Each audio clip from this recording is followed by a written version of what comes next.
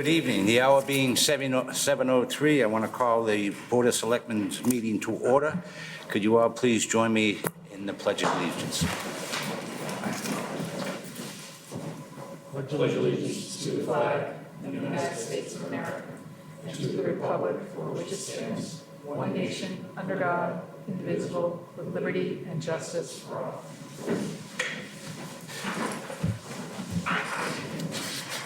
All right, first item on the agenda is 7 o'clock is Meadowlands Ice Cream, new common vic license. Is anyone here for that? Could you please come up and sit at the table and introduce yourselves for the record? Sure. You didn't bring any ice cream with you, did you? I didn't. I tried. I could have. All my colleagues have a copy of the application. Is there any questions on the application? This has no seats and employs 20 people.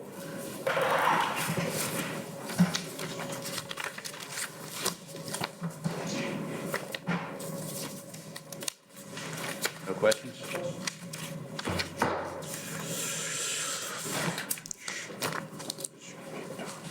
I'll have a question.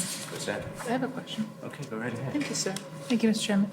Hi, welcome to Tewksbury. Thank you. We're very excited to be here. Do you have experience running restaurants, or tell us a little bit about yourself? So my name's Derek Dorr, and then my business partner, Macaulay Moscato.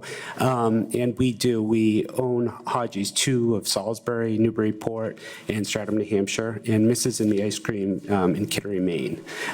So we have, and what we do up sort of north of here is very similar to what the Pratika family's done and then previous to them for a long time. I know there's a long history at Meadowlands, and so a very similar concept to what we do, and so we're really excited and big shoes to fill too. We know that it's been a staple in the community for a long time, and very excited to just be part of the community.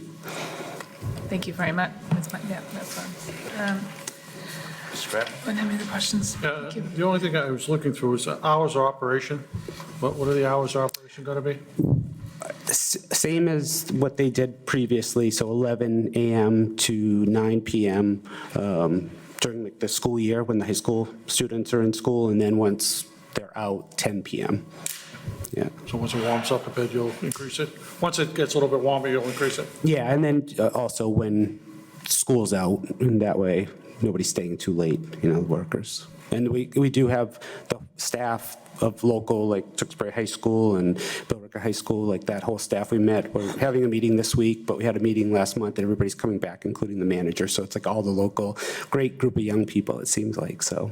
You just answered my second question, if you were maintaining staff. So- Yeah, it seems like everybody's coming back, so we're psyched. It's just, again, it's the same group of fun, hardworking kids some of them were kids, but that we have like up at our other stands too. So a really good vibe, good energy. Yeah. Excellent. Mr. Ryder? Thank you. I only have one question. Sure. Do you have a serve-safe person on site at all times? Yes. Okay. Yeah. That's the only question I have. Yeah. Yeah, and welcome. Thank you so much. best. Thank you. Yeah. We'll be down. All right. Mr. Chairman, motion to approve the common vic for Meadowlands Ice Cream, 328 North Dorica Road. I'll Second. second. Okay, we have a motion by Mr. Mackey, second by Mr. Ryder. All those in favor signify by saying aye. Aye. Aye. And chair votes aye as well. Congratulations and thank you and welcome. Best of luck. Thank you so much. Very excited. Okay, next on the agenda is residents. Any residents wish to speak? Seeing none, nobody's running to the podium. We're going on to new business. Okay, we're going to turn this over to Mr. Montori. Tewksbury Public School mission statement. Thank you, Mr. Chairman. I have passed out an updated mission statement that has been reviewed by the school superintendent and the chair of the school committee, and just made a couple of changes to it, and they approved it last night. So it's similar to what we've used in the past for a facility study committee. The difference is the membership is larger, it's 11. The description is similar. We're asking the committee to review reports from the Tewksbury Long Range Facilities Master Plan completed by Sims, Manny, and McKee, SMMA, who were the designers of the high school. We also are asking them to review feasibility reports from Flansburgh Architects that were completed in 2018. They were reports and studies of the elementary schools. The committee has been asked to present a report of the feasibility and/or need of a new elementary school or use of existing buildings to meet the future needs of the school department. The report will include recommendations to the Board of Selectmen and the school committee based on their review and evaluation of these reports and studies. And this was language added as a recommendation of the school committee chair, as well as review and consider information and data regarding current educational programming and enrollment. The committee membership. The committee cannot, is similar to other committees, it cannot sign or bind the town to any contracts. There is no funding for the committee. Any funds they may need will need town meeting approval. The criteria or the makeup of the committee is as follows: 2 current members of the Tewksbury Select Board, 2 members of the school committee, 2 representatives from grades K through 4, a representative being defined as a person who has a student in the public school grade levels they represent, 2 representatives from grades 5 through 12, again, representative being defined as a person who has a student in the public schools grade level they represent, 3 residents at large with educational, school, or school building facility experience. The town manager, school superintendent, business manager, and director of facilities for the schools will be designees, or their designees will be non-voting advisory members. All members must be sworn in by the town clerk, similar to other committees. All members must comply with the state conflict of interest law, and all representatives of the town members must work well together, as we state with all our committees. So again, this has been approved by the school committee chair and superintendent, and we're recommending that if the board's comfortable tonight, to move forward with it. Any questions? Mr. Kratman? Yeah, Chair, I know you mentioned in the past that you were thinking about having somebody from the seniors, or somebody from that. Was that something that was vetted, or was it something? Yep, we just, the thought was when we seek applicants and the board reviews the applicants, and in the past, the board has interviewed applicants, you could, look for someone out of the 3 residents at large being of the senior community. So this board will interview the designees, correct? I believe that's the way you did it in the past. I just need to double check just to determine the involvement. I think the school committee reviewed the applications. I just need to double check their involvement also. Mr. Mackey? Thank you, Mr. Chairman. Yeah, I think one area of clarification on this would be, to the chairman's point, who is responsible for which seats. I wouldn't imagine that this board would be reviewing the applications of parents from the schools. That would probably fall with the school itself. And then I don't know that we would vet or approve or deny a school committee member that wanted to be on the committee. So breaking out who has oversight over which seats would probably be beneficial. The board could make that part of the approval of mission statement, leaving those appointments up to the school committee and the 3 residents at large, and the board designees up to the Board of Selectmen, if you wanted to split it that way. So it's up to you. Thank you. If you want to if you want to approve the mission statement at least, start advertising for interested parties to be on the committee. The chair of the select board could talk to the chair of the school committee and determine how they want to move forward with appointments, and come back at the next meeting and put that in place, because you're not going to be making appointments anytime soon by the time you get applications. But at least start the process of getting the word out there. Okay. I have a question. Ms. Wellman? Thank you. Mr. Chairman, through you to the manager, when this board appointed the school building committee, did the board appoint everybody to that except for the school committee representatives? I believe they appointed everybody in the, even if the school committee had a representative, it came to this board for approval.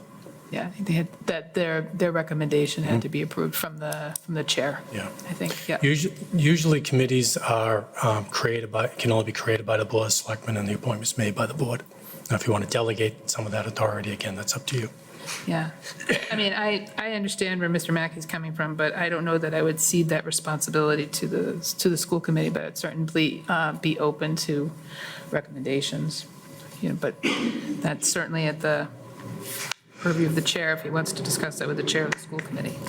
I'm in favor of this language, and I thank you for your work on it. Welcome. Mr. Ryder? Nothing other than I agree with the mission statement, and I do think it should be up to the board to appoint the designees as a whole. That's it. Thank you. Okay, I agree with Mr. Chairman, I got one more question, sorry. Just looking at it when I was going through this, I was just thinking, since this is something that we're building and planning, should we have at least one member from the planning board on this for when we're doing development in this community? If we're looking at locations in this town and what's zoned for, and I just don't know if that's something that you take into consideration. That's not the scope of this. You can expand the size of the committee to 12. It's up to the board. What's that? You can expand the size of the committee to 12. Yeah, I don't have a problem with it. I like the initiative on the plan. So do we need to take a vote on this tonight, Mr. Montori? I would vote, if the board could vote to at least approve the mission statement, and we can start advertising. And then how you work out the logistics of appointments, you'll still have time. And we can always add in the future a planning board member or so forth. You can do, yes, you can. Okay. You can add to any of those categories. All right, what is the pleasure of the board? I'll make a motion to approve the mission statement. Second. Okay, we have a motion to approve, a second. All those in favor, please signify by saying aye. Aye. And the chair votes aye as well. That's a unanimous vote. Okay, next. Discussion on select board designee appointments.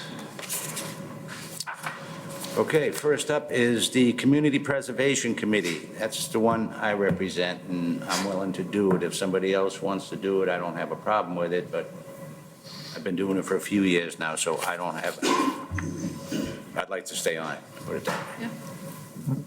Yeah. Nice. Okay? Sounds good. All right, now we're on to NIMCOG. I would like to stay on NIMCOG. The board just voted me to be chair of NIMCOG, Okay? so. Any we'll stay on questions? NIMCOG. Second that? Okay. TDAC. I'm currently in the chair of the Diversity, Equity, and Inclusion Advisory Committee. If somebody would like to do it, I'm certainly open to it, but I'm happy to stay on as chair or the representative to the committee. All yours. Yep. Okay, Thank you. thank you for volunteering for that. Economic Development Committee. I would like to be involved in that committee. Okay, So currently on it, and we're in the process of sunsetting it, so I would like to stay in to oversee that sunsetting. are we sunsetting this committee? There's been a reduced level of application for it over the past 2 years, and there is no mission that the committee was able to define for itself. I think this committee's kind of important. I don't know why, Mr. Montori, can you give us some info on that? I mean, the committee, I'm not sure what the current membership of it is. I'm not sure how many there are on there. I know a select board member, Mackey, had met with them previously and talked about the future, but I'm not sure where it stands at this point. So So we don't know where it stands right now. When is it? We know where it stands. We had a few meetings, the committee did not have a mission, could not define its mission, and the committee started to have reduced enrollment when we got an economic development director. So now that we have a full-time staff member, the committee wasn't sure what it should be doing and had no no direction or desire to do anything. So, Okay, so when is this plan on being sunset? Is next week, 2 weeks from now? we're, 5 years from now? we're waiting until there is either more interest in it or less interest in it, and we can actually get rid of it. I believe we're down to 2 members plus myself at this time. And they've been we've been reaching out, staff's been reaching out to reaffirm people, and there haven't been applications for it. So, Well, my thought process in this is I like the Economic Development Committee because if we have more people reaching out to the businesses in town, you know, we can move forward instead of empty buildings and stuff. But my suggestion would be to put both of yous on the committee. So we have another unit out there seeing if we can get more members. understood. I will say that, again, going back to having a full-time staff member has been very beneficial. Ms. Lauder was actually, came to the meetings as the full-time staff member for that, and all the work she was doing was either duplicative or she was doing a better job than the committee. Plus, we have the chamber, Tewksbury Wilmington Chamber, that filled the old role of the committee. So happy to have both of us on there and see if I we think can we move the should mission have both of forward. you on but- until it is sunsetted, because between the both of yous and what other members we have in Ms. Lauder, we might be able to recoup some more people. Any issues? No, Mr. Chairman, previously I served on the Economic Development, and I understand Mr. Mackey's challenges because I went through it many years where people lost interest of following through and doing it. But there was some input of what we were doing previously. This is, now COVID hit, everything happened, businesses closed, things went down. But there was some progress that we were making prior to, that the chamber has nothing to do with. There were some things about, we were working with UMass Lowell to do some GIS tracking of like locations and businesses in Tewksbury. Hopefully working with realtors to maybe posting like what these empty buildings were doing. And so maybe some of those things you could get them to post it, and we were going to try to get some grants from MCOG and through other places to try to fund that, and then have not the town do it, but have the realtors actually put some advertisement out of, I have this size realty thing, this is what it's zoned for, this is what it is, and we can add it to the town website to do that. The chamber doesn't have the ability to post for empty businesses. We're working with businesses that are active, you know, because they pay membership dues and things like that. But if you have empty places, if the economic development worked with, you know, Ms. Lauder and the committee, I think that would be beneficial to try to promote some of the empty lots that are in the town and those type of things. So I think having both of them on there might be beneficial if they could do that. Short of new builds, we actually have less empty storefronts than we used to over the past, 5 to 7 years, the new units notwithstanding. But most of what has been mentioned, Ms. Lauder is already doing. So working with the realtors, all of that activity. I won't say she's working with UMass Lowell because I'm not aware of that, but all those other activities, I don't know if anyone's looked at the economic development page recently, but that has all the relevant information. So it is not a lack of interest, there was no mission for the committee. So not that there was a lack of interest in economic development, there was no interest in being duplicative. Or maybe between the both of you, you should create your own mission. Sure. Fair enough. All right, Yeah, I agree with that. okay. So we, Chairman, through you to the town manager, do we need a separate vote to add a second select board representative to that committee? So yes, I would do that. And I would also, before you leave this topic, vote to approve all the designees that you decide tonight. Mr. Chairman, I make a motion to approve Mr. Mackey and Mr. Ryder to the Economic Development Committee. Second. all those in favor, signify by saying aye. Aye. Chair votes aye as well. Thank you, gentlemen. Okay, now we're up to Lowell Regional Transit Association. And Mr. Chairman, I'm sitting on that committee, and I'll hope to be on it, maintain on it. any questions from any board members, or? Hearing none. So Mr. Kratman is going to be appointed to the Lowell Regional Transit Association representative. Okay, now we're on the school committee thing here, but we have not, can we appoint Facilities study. our members? Yeah. Okay. Yeah, do that. So, Mr. Chair, I would be interested in serving on that committee. okay, Mr. Ryder? Anybody else interested in serving on that committee? We do have 2 seats on that, correct? Yes. Yes, I would also like to be on And that. Mr. Mackey? You guys are going to becoming great friends being on these same committees. I think it would be great. Okay, any questions? Now, Yeah. these are appointments, Mr. Montori. Do we have to take a vote for I these would take a appointments? vote. Yes, Mr. Okay, we're going back to the Community Preservation Committee. Mr. Holland, So moved. Second. all those in favor? Aye. Chair votes aye as well. NIMCOG, Ms. Wellman, So moved. Second. all those in favor? Aye. Aye. Chair votes aye as well. TDAC, Ms. Wellman, So moved. Second. all those in favor? Aye. Chair votes aye as well. LRTA, Mr. Kratman, So moved. Second. all those in favor? Aye. Aye. Chair votes aye as well. School Committee, Mr. Ryder and Mr. Mackey. So moved. We have a second. Aye. Second. Okay, all those in favor signify by saying aye. Aye. Chair votes aye as well. That's unanimous on all of them. Okay, next on the, what's that? Oh, I thought you said something. It was an utterance of support.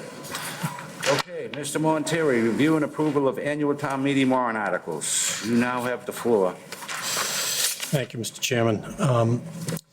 Before I jump into the warrant articles, Mr. Chairman, in the past, we've allowed petitioners to be taken out of order, and I know we have one tonight that's further down the list. I don't know if you wanted to do that tonight for them?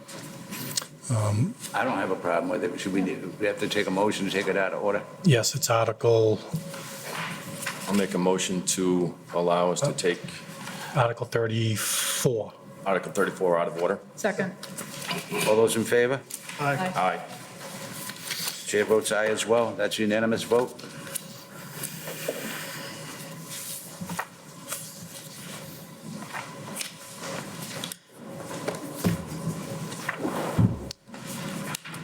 All right.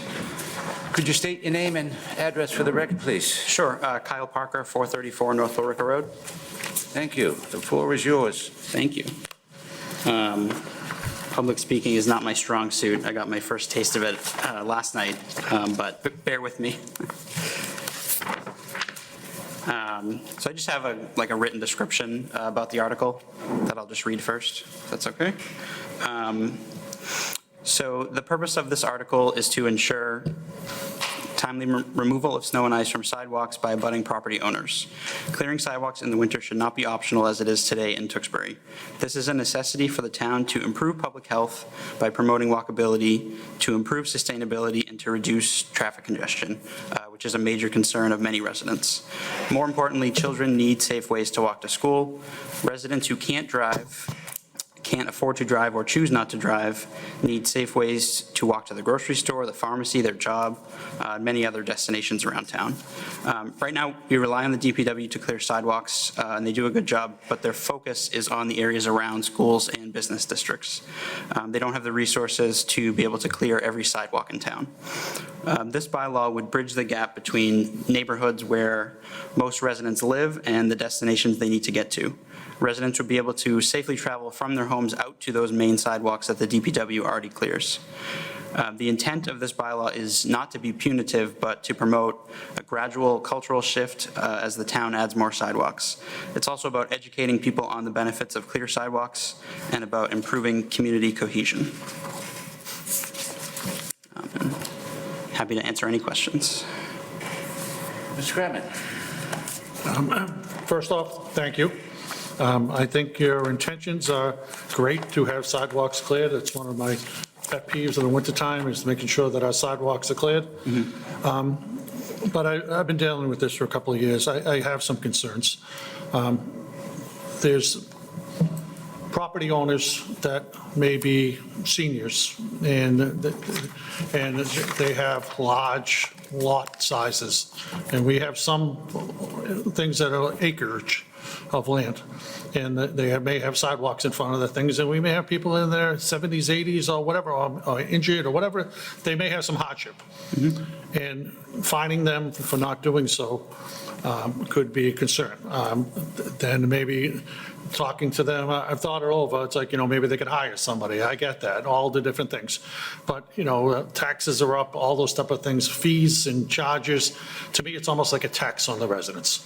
I agree with you, I would love to find a way to get all our sidewalks cleared, but making it mandatory and fining it, I have some concerns about.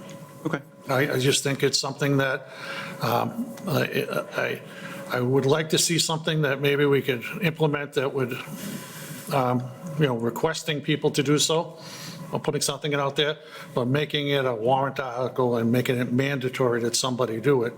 Like I said, it's something that I have some concern about. The last thing I would want is somebody to feel like they have to do it, go out and harm themselves. Sure, absolutely. And then, that's my concern. I agree that I've been to many locations where it's very frustrating to see somebody riding in the middle of the street because the sidewalks aren't clear, in a wheelchair or whatever, because they can't get down. In businesses, that's another problem that I have with this, is everybody's going to be clearing their driveways. So as you're clearing your driveway, they tend to push the snow out to each side. And then the big mounds ends up on the things, and the DPW, you can tell, that's one of their hardest things that they have to deal with. They go out, they clear the sidewalks, the plows go out, they push the snow back on the sidewalks. It's a never-ending battle. Yeah. So if somebody goes and clears the sidewalk, and then the plow goes back by and plows it all back over again, are they getting fined? Well, in the bylaw specifically, it says after the street is cleared by the town. So, they would be advised to wait until the town clears the sidewalk. But if I could, I have some other thoughts about, other things we could do, and obviously I'm sympathetic and empathetic. I also don't want anyone who's, a senior or somebody with health issues to go out there and try to shovel and hurt themselves or have something like that happen. That, is not the intent of this. And like I said, the intent's not to be punitive. The fine is very small, I think smaller than, any of the other fines that I looked at in our bylaws for other things.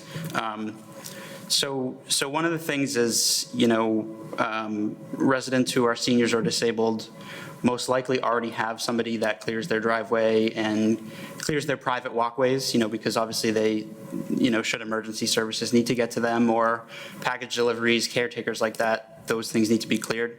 I don't have specific numbers, obviously, but it is potentially something that they could add on with whoever's already doing that for them. There's a couple other things that I've looked at that other towns have done. Specifically, some towns I've worked with, high school students to match them up with those in need to shovel at reasonable rates. And other towns have like a volunteer program where you can sign up and say, I want to shovel for somebody that needs it. And then they pair you up with somebody that's in your neighborhood and you're responsible for clearing the sidewalks for that person. And that's not a charge. So that's something that we could look into. Obviously, we would need to see if there was enough volunteers to set up a program like that, and kind of we would need to see what the need is, how many people would need this kind of service. And the last option would be to have, some sort of waiver system, of course, that people could apply for and be granted a waiver. So, I agree with you that I think that is a concern, but there's plenty of options, different things that we can do to work with that, I think. There are a lot of other municipalities that have this in their thing, and one of the issues they come across, specifically what I'm speaking about, if you're hiring somebody to do your driveway, usually it's a pickup truck with a plow. That's not equipped to do a sidewalk, and even if they tried to do it, they'd probably end up doing more damage to it, because we get a lot of sidewalks that have berm and bit conk, they're not granite curbing in some places, and you'll end up beating them up. The other things is that there's a lot of property owners that own property that there's nothing on that parcel. that it's still out there in between, and so somebody owns a parcel, it's not, there's no house on it, there's no thing on it, they own it, and, nobody's going to go there and do that. We'll be sending fines to some corporate office, because that's what ends up happening. It's usually owned by some, realty group or some investor group that owns a parcel, and you send something and you're not even going to reach them. Sure. But like I said, I have some concerns. I'll let the rest of the boards do it. I like your thought process. I would love to have sidewalks cleared in this thing. I just don't know if I'm in favor of fining and mandating somebody to do it at this point. Okay, understood. Thank you. Yeah. Mr. Mackey? Thank you, Mr. Chairman. A lot of what I was going to say has already been said. Your heart's in the right place. I'm a big fan of engagement. You followed the process. I also have concerns, and I would recommend considering withdrawing this and looking at a volunteer program first. Okay. I don't like to say no when you follow the process and you're engaged and you've jumped through all the hoops to get something in front of us. But I do think that there are, you even mentioned one, doing something like a volunteer program. And I believe we have almost 50 miles of sidewalk, half of which is the high 40s, right, something like that? Well, according to Mr. Hardman, we have 53 miles of sidewalk and 41 miles are public. And right now, the DPW clears about 23. So that leaves, 18 miles, 44% of the public sidewalks that don't get cleared today. Perfect. Yeah, so I mean, that's, at least you have a measurable goal to get to. If you have 18 miles that need to be done, you can start looking at volunteers and put the energy into that. I think if you got something up and running and it was proven that you might have some people who, don't want to participate or don't want anyone helping them, then we can come back and look at other ways to do this. But I also have concerns around, like, if this were to go forward, enforcement authority, who is going to then be imposing those fines, who is assessing those? I think there would be a lot of questions there. And with the amount of sidewalks we have that don't really go anywhere yet, I know there's a big push to connect all those sidewalks. But I don't know that, finding somebody on a street that is a mile from another sidewalk on a dead end is going to be beneficial to the town. Sure. On top of all the other concerns that were raised about health concerns and the elderly who we need to look out for, I think those are my comments. But I do want to give you kudos for, again, jumping through all those hoops, putting this together and getting something in front of us. The engagement is much needed, and I would say keep it up. Okay, Thank you. Ms. Wellman? Thank you, Mr. Chairman. Thank you, Mr. Parker, for bringing this forward. I appreciate your work. Echo my colleagues' comments. Some of the items that I had concerns about have already been raised as well. Would you be prepared to bring forward waiver language as an amendment to your article for town meeting? I do have an amendment that I actually saw that it's language that another town that has this had, that essentially, gives the select board the authority to set rules for enforcement or rules for waivers and that sort of thing. I can just read it quickly if that's all right. It's very short. So it would read, the select board may promulgate regulations to implement this bylaw. Waivers shall be available for disabled, elderly, and others with special needs or circumstances as promulgated by the select board. So that's just something that I have been thinking of to kind of address that. Yeah, that might be an effective way to address that, and you could bring that as an amendment to the floor. Right. For the body to understand, and you might want to circulate that information Sure. beforehand if you intend to bring that forward.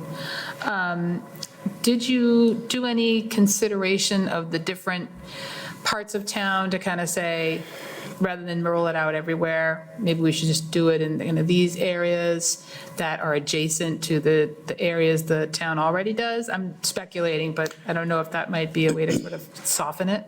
Yeah, I mean, so the reason that I didn't put specific streets or specific areas is because then we'd have to, we add a bunch of new sidewalks on, say, Whipple, for example, then we'd have to go back and amend it, potentially add, something later down the road. So I didn't want to list specific streets. But Okay. yeah, I don't know. I guess I don't know how we would accomplish that without having to go back and change it later. You would need to go back and change it. That's correct. Yeah. And then how would you enforce this, or what is your proposal for enforcement? Because you have a fine, but you need staff or someone to implement the fine. Sure.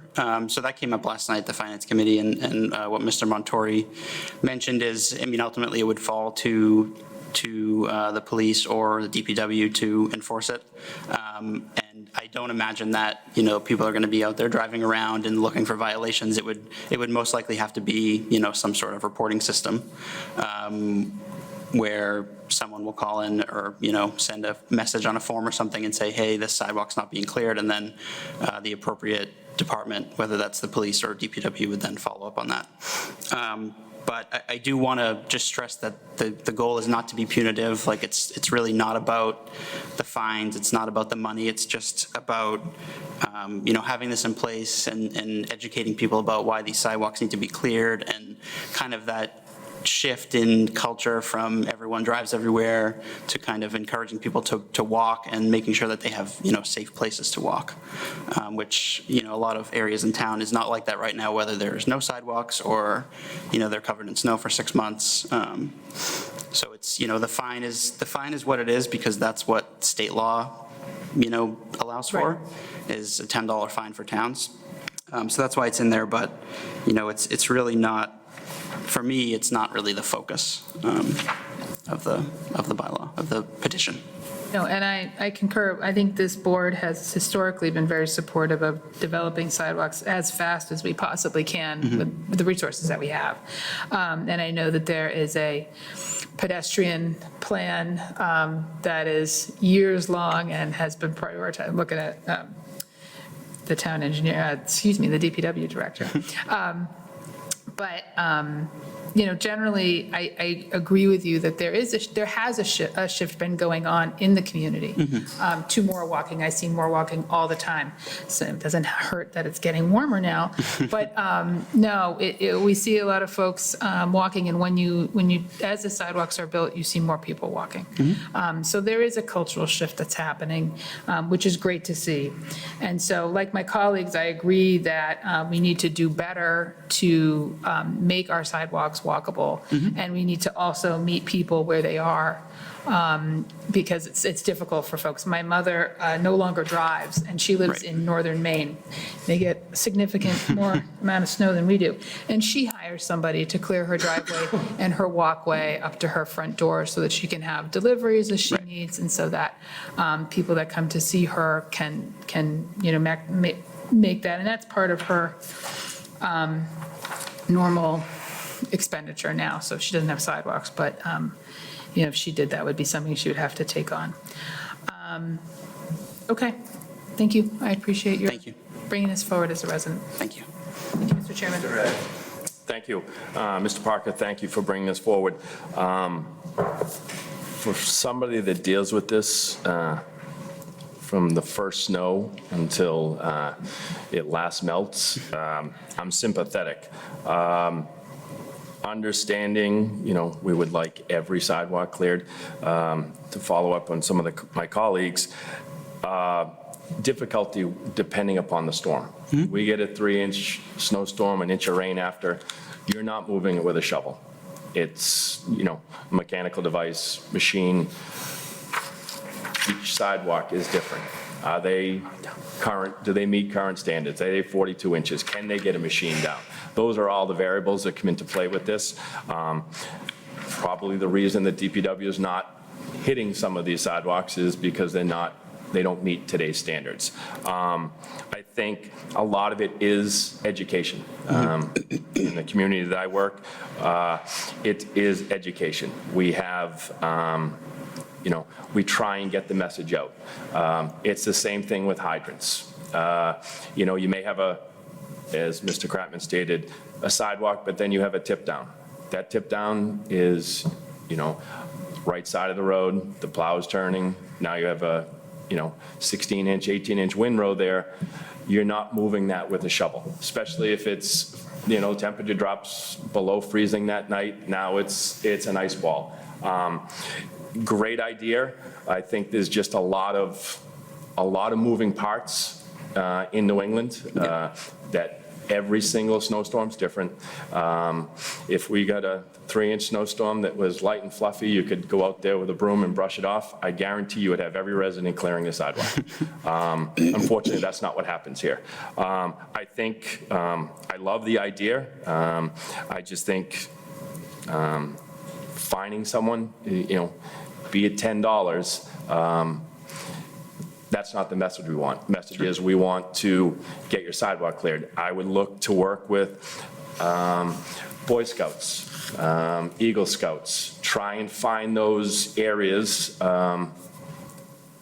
outside of where DPW is working, work off a map and try and work with a zone and try and get that connectivity and see how successful you are there and then move to another zone. Because I think if you have success in one area, that is going to, no pun intended, snowball effect. You will get people to see, wow, this is working over on, as you say, to Whipple Street, Whipple Road, and then Pleasant Street. So those things will work. I think it's just an education. Not to speak for Mr. Hardiman, but I think he'd be willing to put something out there on the website about education, about walkability, and you could work with the schools, Safe Route to School program. Those type of communications out to the residents, I think would be far better received than a $10 fine. So, again, my colleagues all brought up valid points. I think it's commendable of what you're trying to do, and believe me, if I could, if we had the magic bullet to make sure every sidewalk in this town was cleared, one, just from the DPW standpoint, it's not cost effective. Sure. But I commend you on what you're doing. I think education is going to be more of a success than a $10 fine. Sure. Thank you, Bill. Thank you. If I could just add a couple more comments, if that's okay? So I do want to mention that, I think this was mentioned, but a lot of the towns and cities surrounding us do have this bylaw already. Lowell has it, Andover has it, Billerica has it. You can obviously say, Lowell is different, Andover is maybe a little bit different, but Billerica is very similar to Tewksbury as far as, where they have sidewalks and that sort of thing. So, it's not out of character for the region. And to one of Mr. Ryder's points about, education, I am pretty sure the pamphlet that went out this winter for that the DPW puts out encouraged people to clear their sidewalks. I didn't see, other than the ones that the DPW clears, I did not see in my travels a single person clear their sidewalks. I walk through entire neighborhoods where not a single sidewalk is touched. So I agree that education has a lot of it, but I think having something in the bylaws, and again, it's not about the fine, but just having something in the bylaws to incentivize people to do it and to start doing it, I still think would be beneficial. That's all that I have. Okay, well, thank you. Actually, I'll give you kudos for the intent. I think it's there, and it should be done, but I agree with my colleagues on fining people for not shoveling their sidewalks. I would like everybody to shovel their sidewalks, but that's probably never going to happen. But I agree with Mr. Ryder in the educational, such as, how we do the stormwater thing on the television, and it says don't throw pet waste, make sure you wash your car on your lawn so the water doesn't go in the sewer. I think something like that would start it off and maybe bring it back later, at a later date, with a definitive how you're going to handle the fines, how you're going to handle the enforcement. Sure. I think would be more recommended, because I agree with Mr. Mackey, you might want to consider withdrawing this for now and go back to the drawing board, start the educational program, and then come back, and we'll see where we go from there. Okay. Thank you. I really do appreciate this. All right. Thank you for your time. Thank you, Mr. Parker.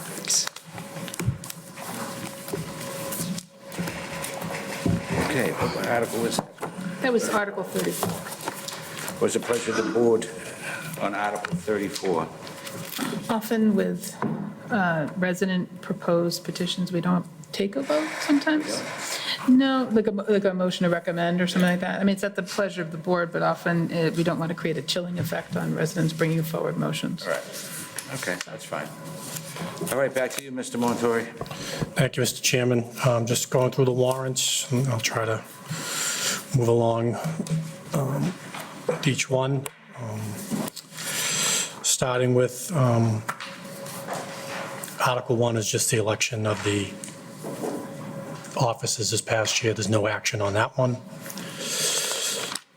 Jumping to Article 2, this is the standard article each year to set the salaries of the elected officials.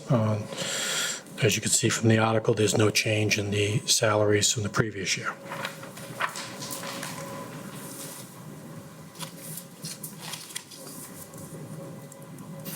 Okay, what's the pleasure of the board? I make a motion to approve Article 2. Second. All those in favor, signify by saying aye. Aye. Aye. Aye, chair votes aye as well. Article 3 is the consent calendar. It allows the town to vote on 4 articles within the consent calendar. The first article is the acceptance of the annual town reports, which are on the website. The other is authorizing the town manager to enter into lease agreements up to 5 years. The third is the town's annual authorization for Chapter 90. And then the final one is the reauthorization of the annual revolving funds, which have no changes from the previous year. Mr. Chairman, I make a motion to recommend adoption of Article 3. Mr. Chair, I do have one question on Article 3 to Mr. Manager. Under the municipal modernization, I thought Chapter 90 no longer needed to be approved that was at the discretion. We've traditionally done it, so we Okay, haven't pulled it. Yeah. No, it's been removed back to the department. Okay. Okay. Yeah, we've traditionally done it, and I've just, if I pull it, I'm sure. And it's interesting, and it's a good point, too. This is the one of the consent calendar. That's the one article that gets held every year. Every time. Every year. I know that it's held every year, so Yeah. it's Every- technically not subject to town meeting approval. That was a resolution in the Modernization Act, so, but I'll make a second on that, so. Okay, we have a motion by Ms. Wellman, second by Mr. Ryder. All those in favor, signify by saying aye. Aye. Aye. Chair votes aye as well, that's 5-0. Next. Article 4 is the town budget. I'll do a quick overview of the town budget. The budget has pretty much stayed the same since I presented it in January. There's been some changes through the Finance Committee process, but not many.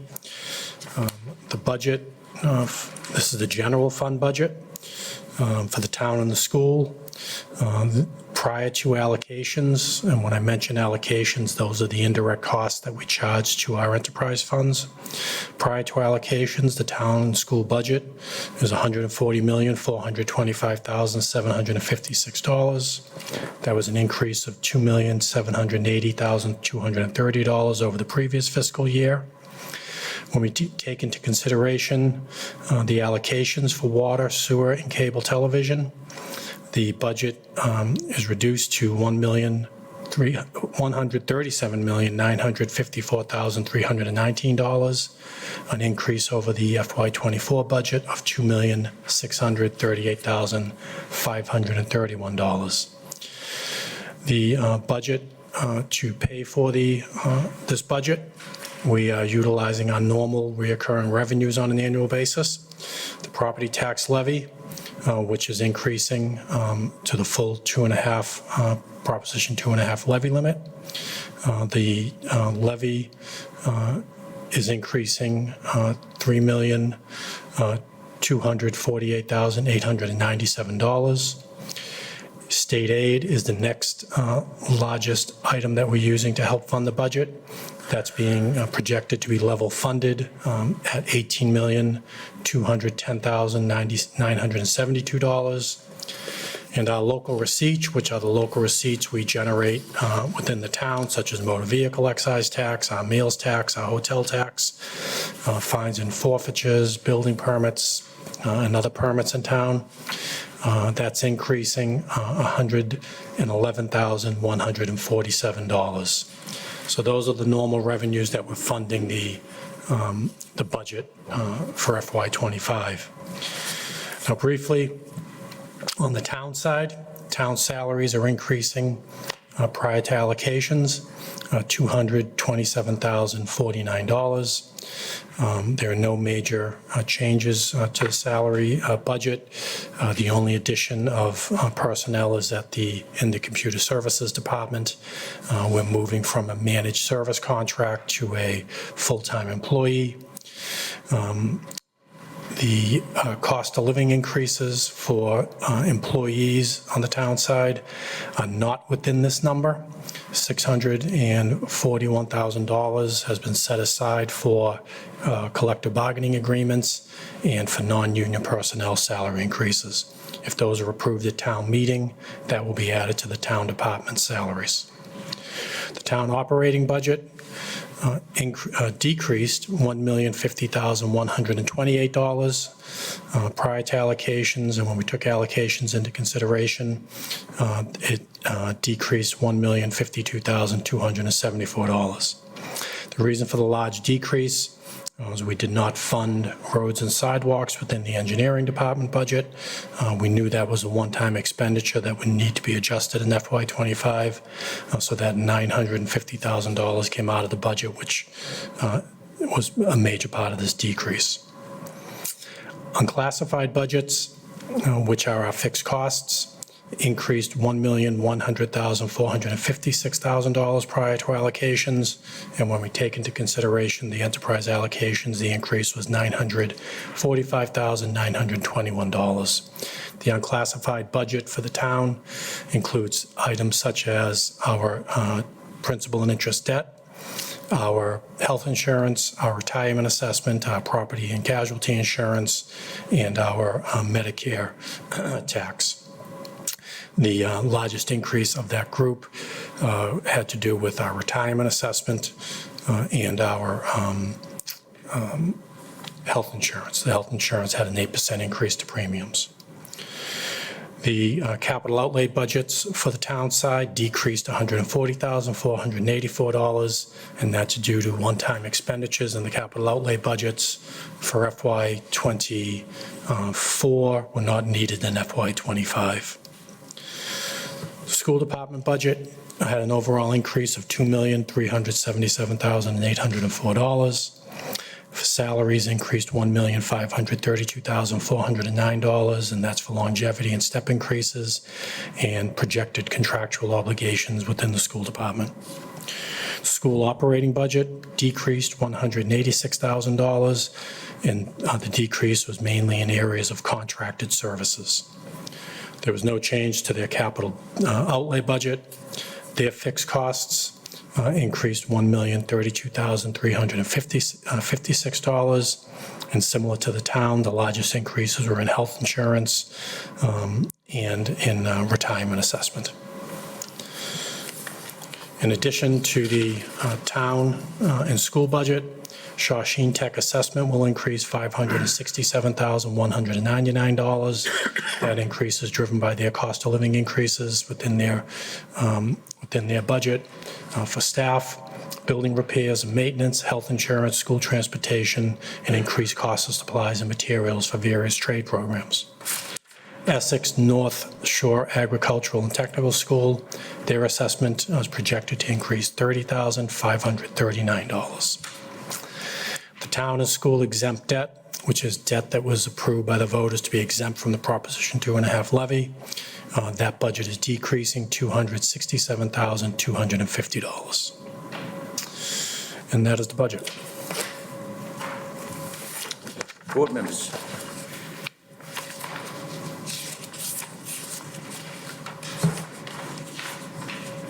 No questions? No comments. No, we well covered the budget previously. Mr. Mackey, what is the pleasure of the board?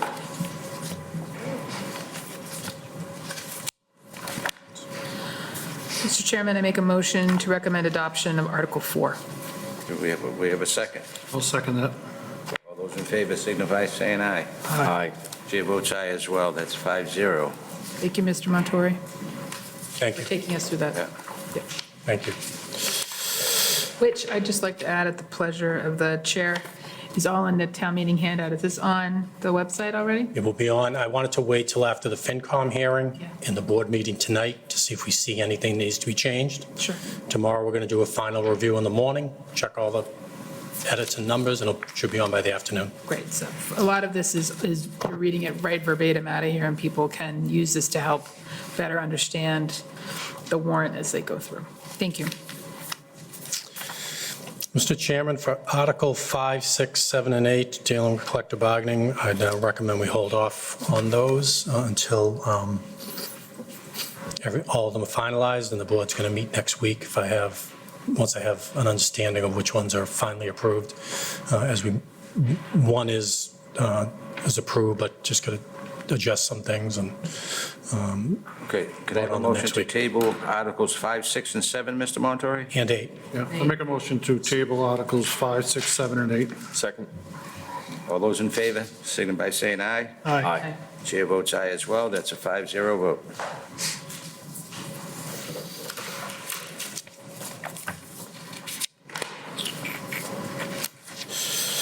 Article 9 is the Sewer Enterprise Fund. The Sewer Enterprise Fund is funded through town sewer rates. The sewer budget is increasing, including indirect costs, $42,753. Salaries are decreasing, $36,451, mainly because of a retirement that took place last year, and we had a sick leave buyout we needed to pay out. We don't need that in FY '25. Expenses had a minor decrease of $428. Lowell Sewer, based on what we're projecting our allocable flow will be, we're projecting an increase of $92,390. And that assessment is based on the amount of flow that we sent to them, our allocable cost within the overall flow. We're charged a percentage of that. Other post-employment benefits increased, minor increase of $207. And debt for the sewer enterprise is decreasing $29,750 for an overall budget decrease of $25,968. The way we're paying for the enterprise fund is through sewer rates. Sewer rates are projected to increase $41,722. That's from a percentage standpoint, 3%. It's consistent with what I presented at town during the selectmen's review of the capital improvement budget and enterprise fund budget. Just to give the board an idea, most of our residents are within the use 55,000 gallons on an annual basis. That'll be an increase of $9.01 per year. Using the state average of family use of 90,000 gallons per year, the increase would be $17.10. We have approximately 7,167 residential users. Also included in the revenue stream for the enterprise fund, for the sewer enterprise fund, we're utilizing $870,000 in retained earnings to offset sewer debt. We've done that for the past few years because sewer debt and the debt in the sewer enterprise budget's very high. Just to give you an idea of what's in the retained earnings budget, sewer retained earnings currently has a balance of $5,844,267. And that's the sewer enterprise budget.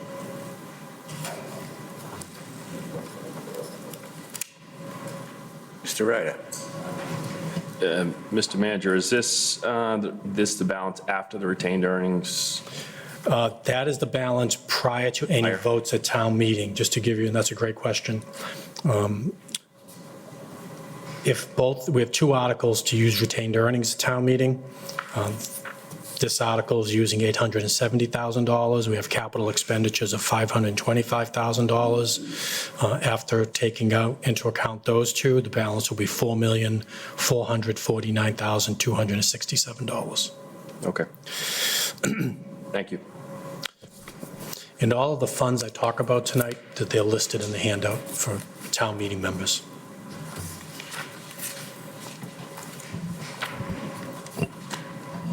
All set, Mr. Chair. Ms. Wellman?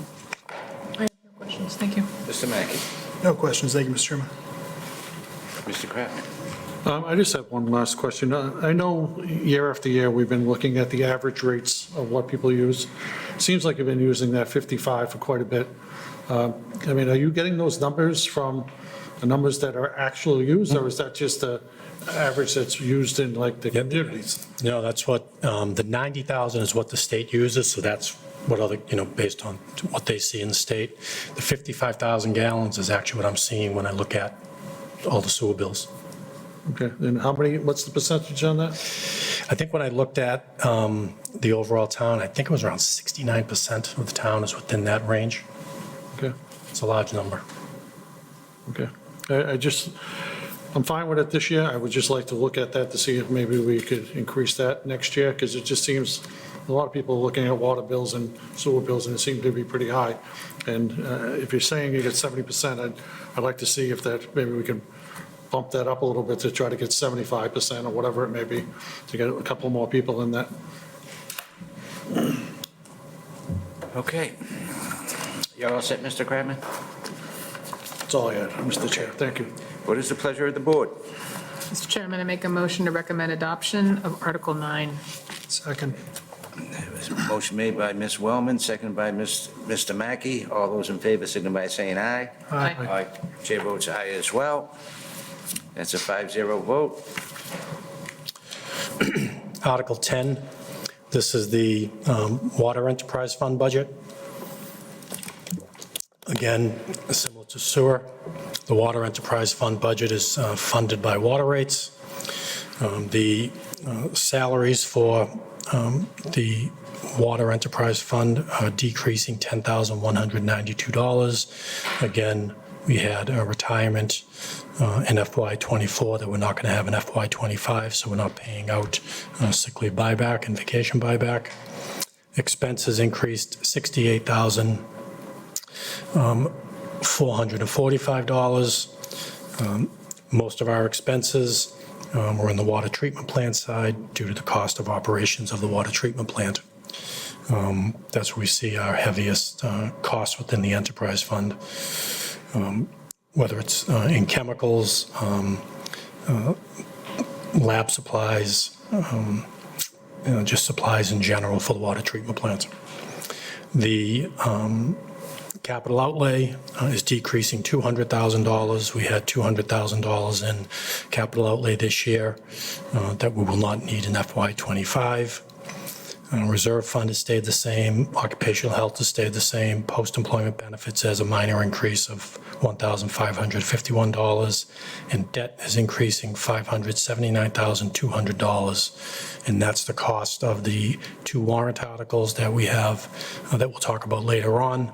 One is for water distribution improvements and upgrades of $5.4 million for 3 miles of new water main in town, and the other is $1.5 million for water meter replacements and water meter component replacements. Our water meters are over 10 years old and they need replacements. And we're starting a 3-year program, the first year being $1.5 million, the second year another $1.5 million, and then the third year will be $1.5 million. We'll talk about more detail, but we have meters in town that are starting to stop, forcing us to estimate reads, so we want to get the meters changed. The total increase for the water enterprise budget operating is $439,004. Indirect costs are increasing $123,059. And similar to the general fund and the sewer enterprise fund, the biggest increases were in retirement and group health insurance. The total appropriation for water will increase $562,063. The way that will pay for the enterprise fund budget will be through water rates, which we're projecting an increase of $792,413. So water rates will be going up. The percentage is approximately 11.5% to fund this budget. Similar to sewer, we have most residents within that 55,000 gallons annual usage. They'll see an increase in their water bill of $60.95 per year. Using the state average of a family usage is 90,000 gallons, which will see an average increase of $117 a year. There are approximately 9,956 residential users. Mr. Kratman? I have a couple of questions. I know we have this broken down, but one of the key factors always going into this is the cost of chemicals that we're using. If there's a way to get that broken down to show exactly what we're using at some point. I know we had some concerns from residents that there was chlorine.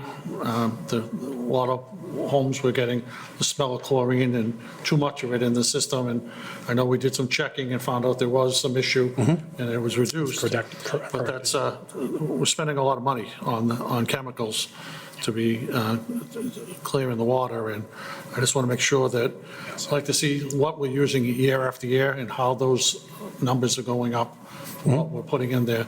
I think replacing the water lines will be beneficial because I think we have probably a lot of water leaks in this community, a lot of other problems that we're rusted and brown water and trying to explain to residents how we're raising their rates while still getting brown water and chlorine is a hard sell. So having some discussion about how we're going to resolve some of those problems with some of these rates, I think is something we need to keep, keeping the public informed on what we're doing to get them clean water and to try to reduce some of these rates. I know you mentioned that the sewer costs were going down because of the cost, and those budget numbers will be going down year after year. Will that play any factor into some of these water and sewer rates in the future? So the sewer, I just want to go back before I start, I don't want to forget. So I'll send the board back out the water the water treatment plant budget. There's a tab on chemicals. And it lists all the chemicals we use. It uses the gallons that we use, the number of times we fill for those chemicals, the cost for FY24, and what we're projecting in FY25. So I'll send that back out to you. That'll give you a good detail of all of that use. I'd like to see, like, if we get from the last couple of years, so we can see we can do that. what it's, okay, thank you. Yeah, we can do that. The sewer debt is going to start to drop off, and over the next few years, and it's going to drop off significantly. That will impact two areas. It's going to impact sewer rates, and it's going to impact taxes, because 50% of the sewer debt is on taxes. So when that starts to drop off, it'll help minimize the increase in taxes. Taxes won't go down because of it, but it'll impact the increase in taxes, and it will definitely help stabilize, if not reduce, sewer rates. It will not help water rates. Water rates are strictly on their own. I'd like to see one rate stabilized a little bit, Yeah. so I'll take it in parcels, so. Yeah. Thank you. That's all I have, Mr. Chairman. Mr. Mackey? Thank you, Mr. Chairman. No questions, just a comment. I'm glad that we're able to continue doing, or start doing this year officially, those 3 miles of water main replacement. I know that we'd like to do more in the future if possible. And the other is the water main head replacement. I've gotten a number of calls. I'm sure we've all heard about people with high water bills, and 9 times out of 10, it's an estimated bill. The people that I've spoken to ended up talking to the treasurer. They look into it. It's an estimated bill, and it was because their water meter had failed. So I'm glad that we're being proactive and just trying to get ahead of that a little bit. I think that's going to be very beneficial for lowering the concerns of people who have exorbitantly high bills. Thank you. Ms. Wellman? Thank you, Mr. Chairman. Changes to PFAS requirements by the EPA recently have become fairly strict. Our water treatment plant has been excellent at treating PFAS. It's one of the better designs, and it's never been a concern. But with the much stricter standards, is there any concern in the future that we will have to make an investment in our water treatment plant to address PFAS levels? You know, that's a great question. It's hard to say because, as all of you know, they're getting stricter and stricter to the point that it's almost going to be impossible to address. So right now, we're okay, but if they do reduce the limits to what we hear, we may have to do something. But we That just could don't be a know yet. coming attraction. Yeah. Yeah, okay, that's something, I know that this board has made it a priority to have water quality and to manage our water system.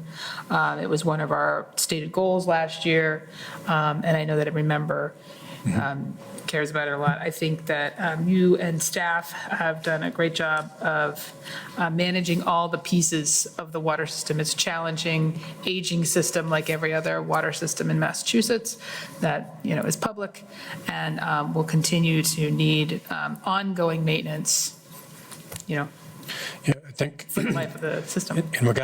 two things. In regard to the PFAS, we're part of the class action suit against the companies that have caused the PFAS problems. We're projected to get somewhere around $2 million as part of that suit. It'll be similar to the opioid lawsuit, that it won't be all at once. They'll spread it over 10 or 15 years, but that'll all go back into, you know, The water things system. at the treatment plant. Okay, I think the biggest challenge we're going to have in water, especially at the treatment plant, will be staffing. okay, You can't find people that have the licenses. And we have a competitive salary, but just finding people with that background is going to be the challenge for every city and town. We're all stealing from each other. Cities and towns are sending out letters to each other trying to recruit. Without us even knowing, they're going directly to our employees. So I think the challenge we're going to have in the future when it comes to water is going to be staffing, and that's in both. And that's probably in sewer too, because sewer licenses and water licenses and distribution are just as difficult. And the state doesn't make it easy. no. All right, thank you very much. Thank you, Mr. Chairman. Mr. Ryder? Thank you. Couple of questions, Mr. Manager. The reserve fund within the $25,000, what specifically is that, and how is that approved? Does it come back to the board? That's similar to the reserve fund we have in the general fund. It's only used for unique circumstances and emergencies and needs to be approved by the Finance Committee. Finance Committee, okay. So to follow up what my colleagues mentioned, Ms. Wellman stated about PFAS, do you know where we are currently in terms of, you know, current numbers, or if you could get that? Yeah, they're on That'd be great. I can get those for you. We post the most recent test results on the website. I'm not sure what the last ones are, but I'll get those for you. Okay. You know, understanding the difficulties of finding qualified staff in the water and wastewater industries. You know, some know that we used to receive water from Lowell. Has that been explored long-term? You know, obviously, I know the interconnect is still there. I know the capacity is there. Yeah, we haven't looked at that. 21, 22 years ago. Yep. That may make sense to start to explore those opportunities. The regional communities seem to have better ability to find staff. And I think, you know, long-term, if you look at the age of water and wastewater operators in Massachusetts, I think it's somewhere in the 51, 52-year-old range for licensed operators. As you stated, they're stealing from one community, and you're not seeing staff stay with municipalities like you did 10 years ago. They'll leave after 2 years, after 3 years for $2, $3 an hour. And at some point, it becomes cost prohibitive what you can afford to pay. I just think understanding what the industry is right now, I think we need to come up with a long-term plan. That I would agree. A pumping community may be the best option for the town. And, it may resolve long-term PFAS issues. I know, understanding the process on Lowell, I worked there for 20 years, so I know how they handle their treatment processes, and I think the ability is there for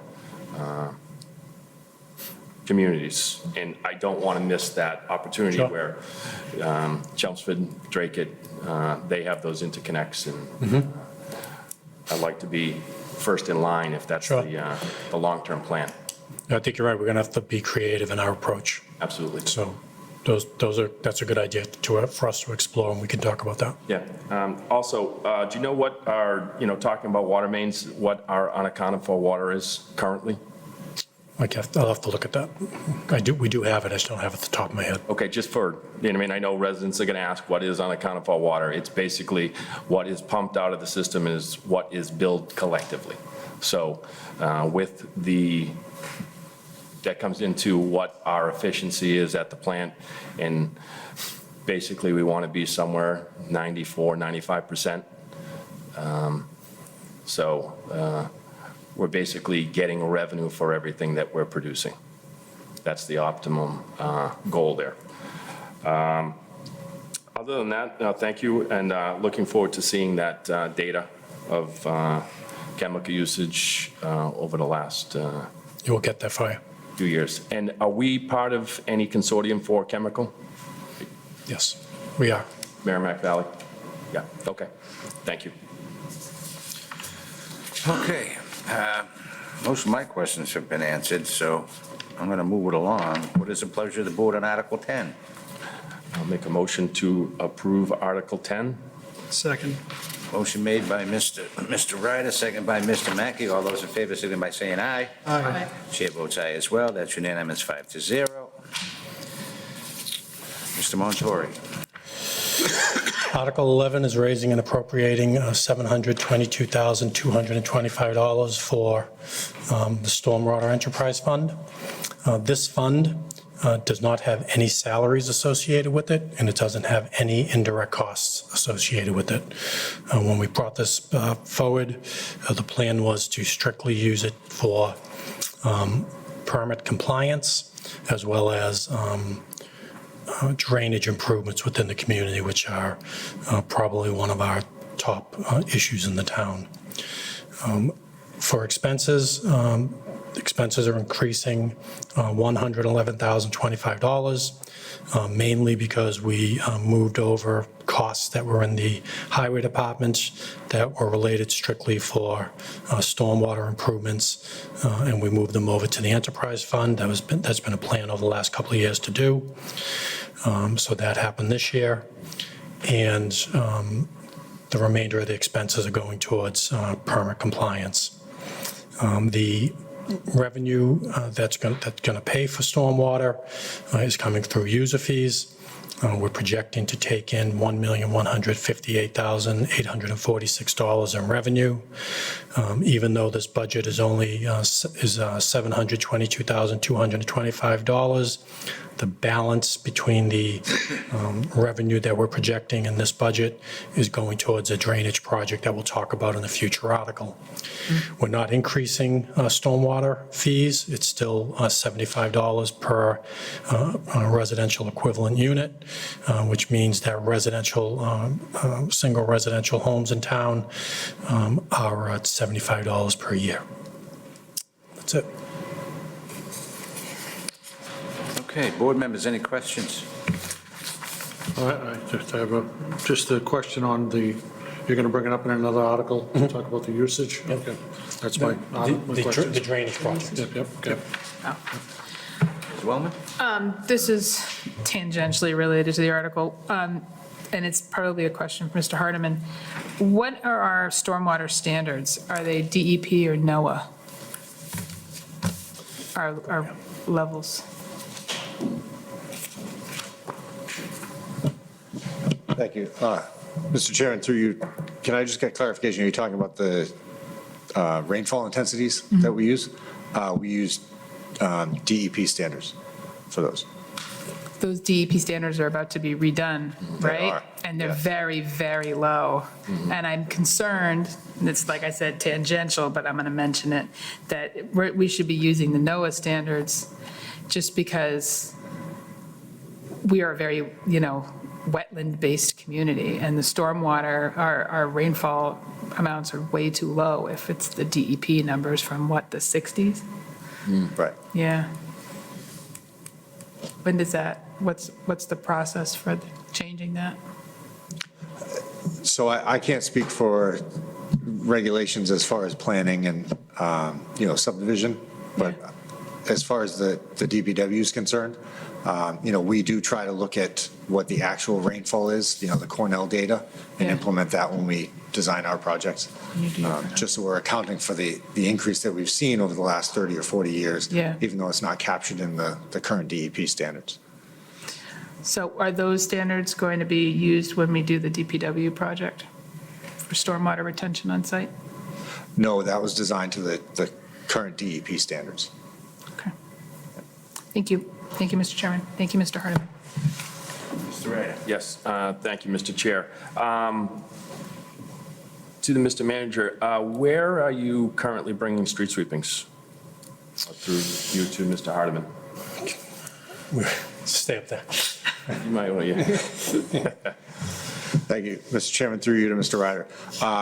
Currently, we bring it back to the DPW and then pay to have that disposed of. Okay. Do you know where you're taking that currently? And I what don't you're- off the top of my head, no. Okay. I know the regulations, are they leaving site within that 1 year? Yes, Okay. I know the regulations are becoming more stringent. Locations to dispose are becoming much more stringent. right. And street sweepings aren't as challenging as the catch basin cleanings, but, we do have a consultant that we work with for our sludge up at the treatment plant, who was able to work with DEP to get a bud for that. And moving forward, we would likely look to use him for going through DEP to get a bud for the street sweepings as well. Yeah, I've gone through that. That is going to be a very difficult hurdle. The cost, in the $60,000 to $70,000 range for a bud. It's difficult and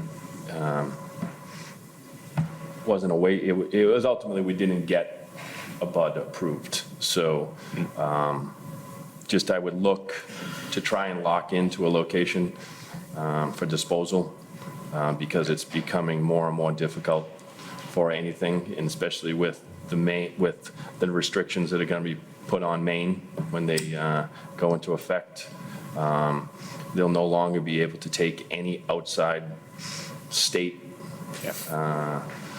biosolids into the state, so it's going to become much more difficult. Massachusetts, it's pretty much non-existent right now, so New Hampshire is our last location that is cost-effective in transportation-wise. So, do you know what you produce annually? I don't have that number off the top of my head, but I can get that through the. Yeah, when you have, if you could send that over, that'd be great. Certainly. Thank you. All set. Thank you, Mr. Chair. Okay. What is the pleasure of the board on Article 11? Mr. Chairman, I make a motion to recommend adoption of Article 11. I'll second that. Okay, we have a motion by Ms. Wellman to recommend adoption, a second by Mr. Kratman. All those in favor, signify by saying aye. Aye. Chair votes aye as well. That's a 5-0 vote. Article 12, Mr. Chairman, is raising and appropriating a sum of $424,523 for the Cable TV Enterprise Fund. This fund helps operate our telemedia department. The funds come from franchise fees from Comcast and Verizon. Salaries are increasing $6,423 for step increases for the two full-time staff members. Expenses decreased $8,000 within the department for professional services.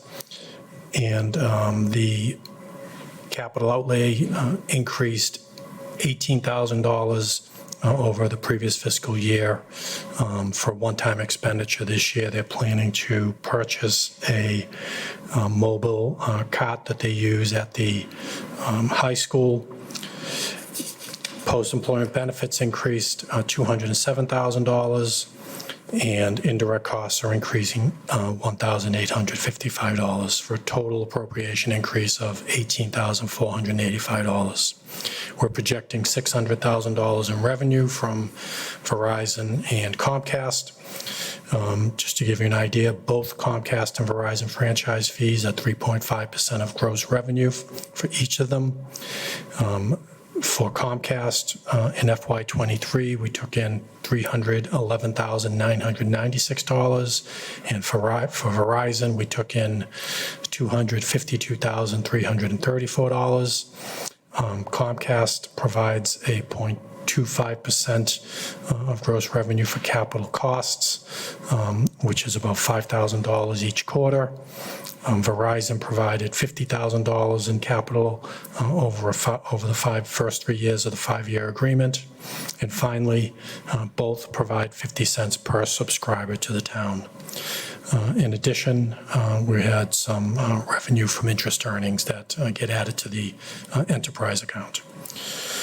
So that is the telemedia budget, or the cable television enterprise fund budget. Mr. Ryder. All set, Mr. Chair. Thank you. Ms. Wellman. Thank you, Mr. Chairman. Have you seen these 50 cent per subscriber numbers go up or down or stay stable?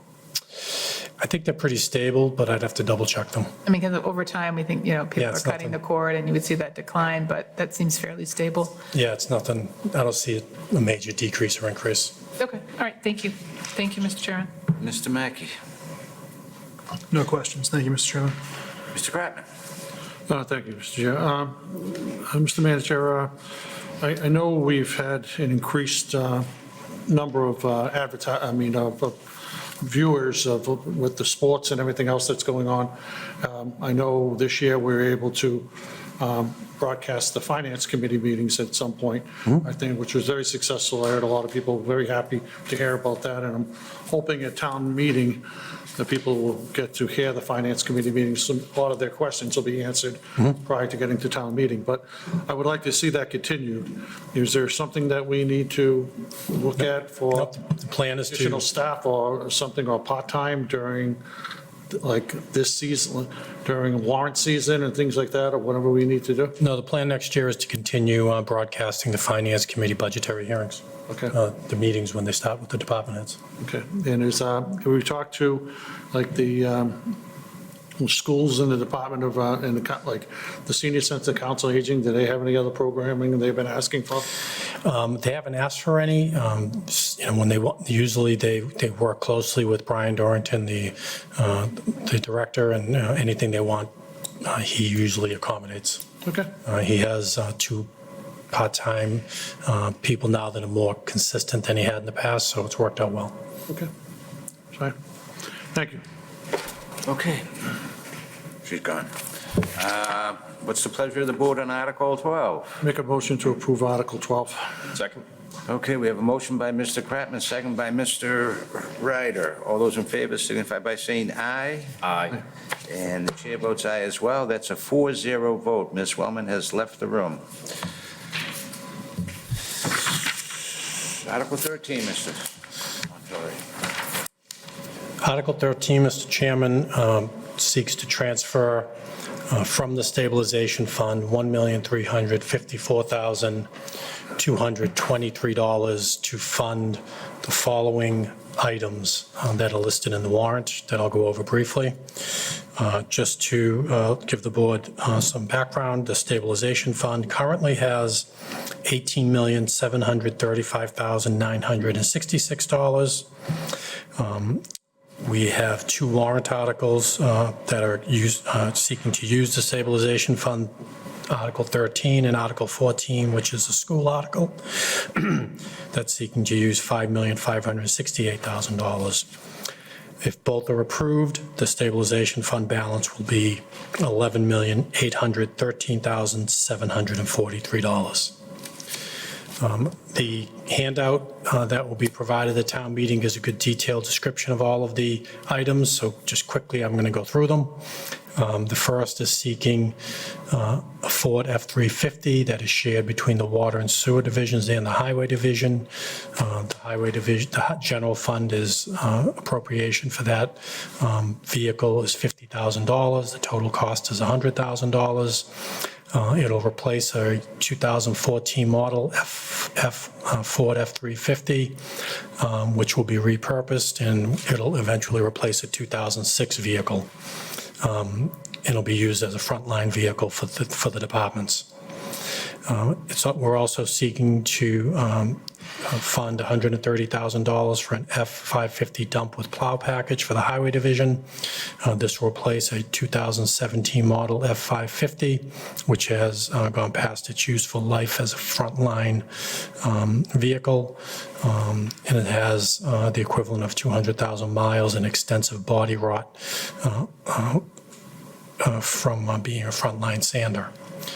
In addition, we're looking for $100,000 to replace for an F-350, Ford F-350 for the Highway Division specifically.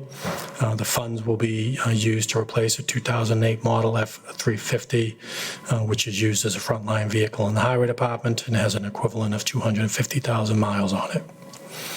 Also within the DPW portion of this article, we're seeking $250,000 to fund to fund sidewalk construction. We're looking to utilize it for the first phase of Whipple Road sidewalk, which will be from Pleasant Street to Ferncroft Road, which is a project identified in the town's pedestrian mobility master plan created in 2018. In addition to DPW items, we're looking to replace one of our high mileage ambulances for $450,000, which has reached the end of its service life. We're looking to purchase extraction tools for the fire department in the amount of $35,000. We're looking to purchase the latest hydraulic tools, which is a battery-operated tool for the department. They're also looking to purchase a new administrative vehicle for $75,000 to replace a 2011 Ford Expedition. The police department's looking to replace its large drone in the amount of $15,000. Currently, the drone that they have is 6 years old, and it's more expensive to fix it than it is to purchase a new one. This would be the second drone within the department. They have a smaller drone that is used for different purposes than the large drone will be used. The computer department is looking to get $45,000 to address two areas. One is to upgrade the town's Wi-Fi for $35,000. We're in need of a reliable and scalable secure wireless system for town buildings, and the funds will be used for that. In addition, the director of computer services is looking for $10,000 to upgrade the town's building access controllers for the town hall and the town hall annex.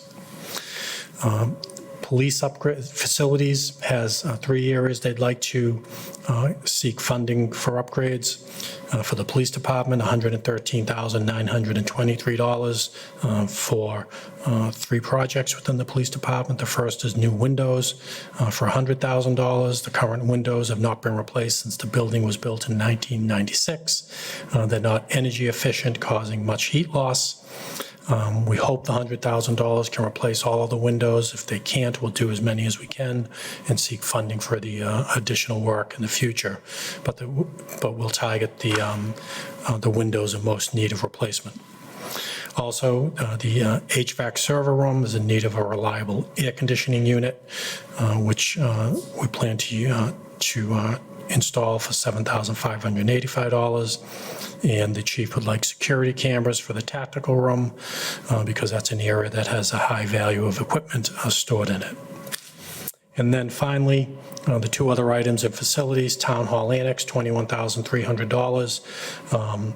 This is for two items for the Town Hall and Town Hall Annex. One is to replace the electric box that you see out in the common.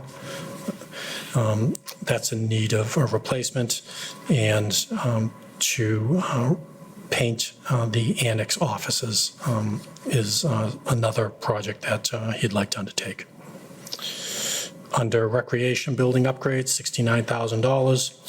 The Director of Facilities and Grounds would like to use the funds to install new flooring at the recreation building and windows and doors. Currently, he's estimating $34,000 for doors and windows, for flooring and doors and windows, $35,000. And that's it. Okay. We'll set up with Mr. Kratman this time. Yeah, I see the vehicles that we're purchasing. Year after year, we're purchasing new vehicles, and I understand some of these are 2008. But one of the things that I would like to look at in the future would be to see, since we're in the process of building a new facilities department down at the DPW, and the schools are supposedly going to be working there as well, I would like to see if we can look into having like a regional equipment department where we're renewing all the vehicles based on cost and need. I don't know what the water department has, what the schools have, what the fire department has, what the tree department has, all those different things where if somebody has a, F-250 or 350 or whatever they may have, I mean, I understand the dump trucks, you're not going to have inside some facilities, but we have some that are used to the water department, some that are used to the tree department, some of the things, I know some of the bucket trucks that we purchase are in multiple departments. I would like to see what's the need and the requirement for all of them as we're replacing them, and maybe have somebody much in the same way we have for facilities, to have someone for automotive to go through all these vehicles and see what we have, and to also be able to figure out where we're going to store all these. I know we're building this new facility, but if you go by, there's still a lot of equipment and stuff that's left outside. And a lot of reason that these stuff gets replaced is because it's left outside. And we need to find a way to maintain our vehicles a little bit better. The other thing I had was the facilities and grounds. I saw that the recreation building, we're doing the floors and the windows, but I thought there was also a conversation about looking at the bathrooms in there. Is that going to be something that we're going to look at another time? or- Yep, so the bathrooms that are in the facility right now are in good shape, but the Director of Facilities and Grounds is looking at the expansion of restrooms outside. He actually has some ideas, and he's bringing some people in to look at some possible expansion of those restrooms, and we'd seek funding in the fall. Okay, I'm not going to agree or disagree that they're in good shape, because I've been down there. The inside? I don't think the bathrooms are in great shape. Okay, we can, But we'll take a look at that when we get down yeah, there. doing work on the restrooms will be easy. We can do that within the operating budget. I've been in the building, I've seen what they have there. I don't think they're in great shape, so I think they could use some 10 to 11 care at least. Yeah, no, Upgrade those things. we can absolutely look at it. That's all I have, Mr. Chairman. Mr. Mackey? Thank you, Mr. Chairman. So first comment, I agree with Mr. Kratman's point that the new DPW building will hopefully help reduce the number of vehicle replacements. I'd like to see kind of what our 10-year plan is for replacements across the board. If we need, new fire trucks, new cruisers, new trucks for the DPW, new staff vehicles, across the board, what do we have? What's the replacement life cycle for that? And also, it doesn't necessarily fall into this, but because we're on the topic, I'm going to make the ask as well. If we can look at overall replacement of equipment, So if it's computers, cameras, whatever our lifecycle management is for inventory, I'd like to take a look at that. The other piece is when we're looking at the new Wi-Fi and door access controls, are we assessing the need for those in other buildings as well? I know we're building a new DPW building. It's already been discussed that these upgrades will be built into that. Have we looked at our other buildings that may need similar functionality? Yeah, the fire department's fairly new, and the, obviously DPW is getting redone. I'll check on the library and the police department. Perfect, thank you. You all set? Ms. Wellman? Thank you. Thank you, Mr. Manager. I appreciated the detail on the Ford F-350 shared acquisition that you included in the handout that talks about how you're replacing a 2006 vehicle with over 300,000 miles on it with the 2014 vehicle. Your pricing on all these seems appropriate, and I hope you get to take delivery of them in a reasonable amount of time, because it's challenging these days, particularly the ambulance. So, you know, I agree with all of these. I concur with Mr. Kratman on the bathrooms at the recreation center, particularly the exterior is special. And I think this will be great for the recreational purposes and the YMCA program, and particularly for the safety of the folks that'll be using that. So I think that's fantastic, and I love to see it. And that is all I have. Thank you, Mr. Chairman. Mr. Ryder? Thank you, Mr. Chair. I will follow up as what Mr. Mackey and Mr. Kratman stated. Do we have a full list of all the vehicles? And do we have a 5-year, 10-year, long-term? We have a 5-year, just going up beyond that's difficult, but we can look at a 10-year. And the only reason I say after 5 is right now, it's 36 months to get a truck. So, and that's if they'll take an order. And I know, you know, a fire truck in itself, if it's a ladder, you're talking potential 48 months, and 2 years into it, in the contracts, they'll give you an escalator, and you have the option to either take it or leave it at that point. So I think looking at long-term on these larger, specifically on fire and larger DPW pieces of equipment. The new ambulance, is the old one being traded in? So usually bump them down. So Okay. they'll bump down to, you know, second line, third line, and then the last one is either traded. be traded or sold as surplus. Okay. Okay, I just know the trade-in values today are, I mean, the surplus is, you're not getting what the value of what the trade-ins are, so Nope. hopefully we can trade that in. And again, I will echo Mr. Kratman and Ms. Wellman on the bathrooms at the rec center. Yeah. Knowing that we're putting these new programs Yep. at the rec center, I think that's going to be a priority if we want to have a successful program there. Bathrooms, and then obviously work towards exterior bathrooms that we can keep open during the baseball events. The softball is busy there on these weekends Oh, coming up absolutely. now, so in those porta potties, You know, I know. tough shape at the end of a weekend of tournaments. So I think that will be a great benefit to the community. Thank you. That's it, Mr. Chair. Okay. That was Article 13. What is the pleasure of the board on Article 13? I make the motion to approve Article 13, Mr. Chairman. Okay, there was a motion made by Mr. Kratman to recommend adoption for Article 13. Do we have a second? Second. And second by Ms. Wellman. All those in favor, signify by saying aye. Aye. And chair votes aye as well. That's a 5-0 vote. Article 14, Mr. Montrose. Article 14 seeks to transfer $5,568,000 from the stabilization fund for school building improvements and the purchase of a maintenance truck with plow. In the handout, Dave Libby gave an explanation of what they want to use the funds for. They couldn't be here tonight, they had negotiations. But essentially, they're looking to install HVAC into the HVAC upgrades for the Wynn and the Ryan Elementary School for $4.4 million. And they're looking to renovate the Heathbrook School greenhouse rooms, and that's estimated to be $1.1 million.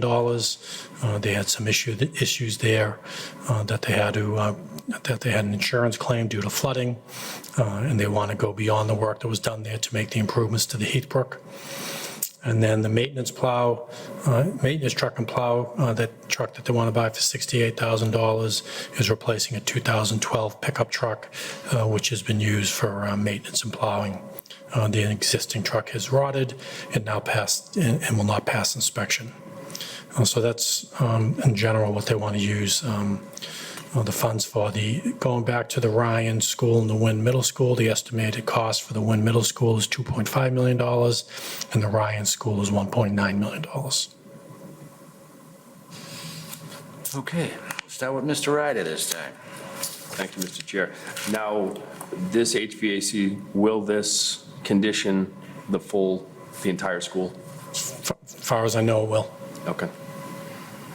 I know that's been an issue at the high school. Yeah.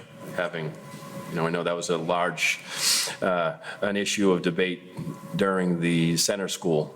And I think it was money well spent to condition the whole school after what we've seen at the high school. So I support that as the weather patterns are changing. Yep. I'll double check on that just to make sure. I'm assuming it is, but I'll double check that. Okay. And does the school department plow all of their own grounds, or is that a combination of DPW combination? Okay. Now, is that some of that calculated in the net school spending? I'd have to go back over the report. Okay. I have to go back over the report. Thank you. Ms. Wellman? I have no questions. I think these are Mackey? great. No questions. Thank you, Mr. Chairman. Mr. Kratman? I just have one quick question. That maintenance truck with plow, you mentioned it was rotted out. Do we know what the mileage was on that vehicle? I don't know the mileage. I can get it. No, it's just one of the things that's, once again, having something that's being used frequently. If it's something that's being used for the school and it's only being used, I was just curious if it's used just during snow and ice season, or it's being something that's being used all year round. So if it's something that's used all year round, Yeah, I'm assuming it's spending $68,000, that's a good investment. If it's something we're using that was using for 3 or 4 months a year, I'd like to know exactly what it's being used for. Yeah, it's used all year round, but I'll double check the mileage. Okay. Thank you. Okay, I have no questions, so Article 14, what is the pleasure of the board? Make a motion to approve Article 14. Motion made by Mr. Ryder. Second. And second by Ms. Wellman. All those in favor signify by saying aye. Aye. Chair votes aye as well. That's a 5-0 vote. Article 15, Mr. Montori. Article 15 seeks to transfer $525,000 from sewer retained earnings to fund the following items. I mentioned the F-350 that they're sharing with the highway department, so I won't go back over that. The F-350 that they're looking to purchase, that they share with the water department, will replace a 2013 model Explorer, which is used as a frontline vehicle by Water and Sewer Division for most of their work, including testing, inspections, crew transportation, and support services. The other item that is seeking funding is inflow and infiltration, $50,000. This is for our I&I program that we have annually, which will tighten up the system so groundwater doesn't get into the system and eventually make its way to Lowell and cost us more money in our assessments because of the amount of flow that we're sending to Lowell. The last is $400,000 for pump station improvements. This is for various projects. As you know, we have 48 pump stations in town. They were constructed anywhere from 1981 to 2009. We've performed an assessment on over 30 of the 48 pump stations. The assessment identified different recommendations and improvements, and the $400,000 is part of a 5-year plan to address the items identified in that assessment. The locations that are proposed in FY25 include Devonshire Road Pump Station, Dunvegan Road Pump Station, East Street Pump Station, Florence Ave, and Westland Drive.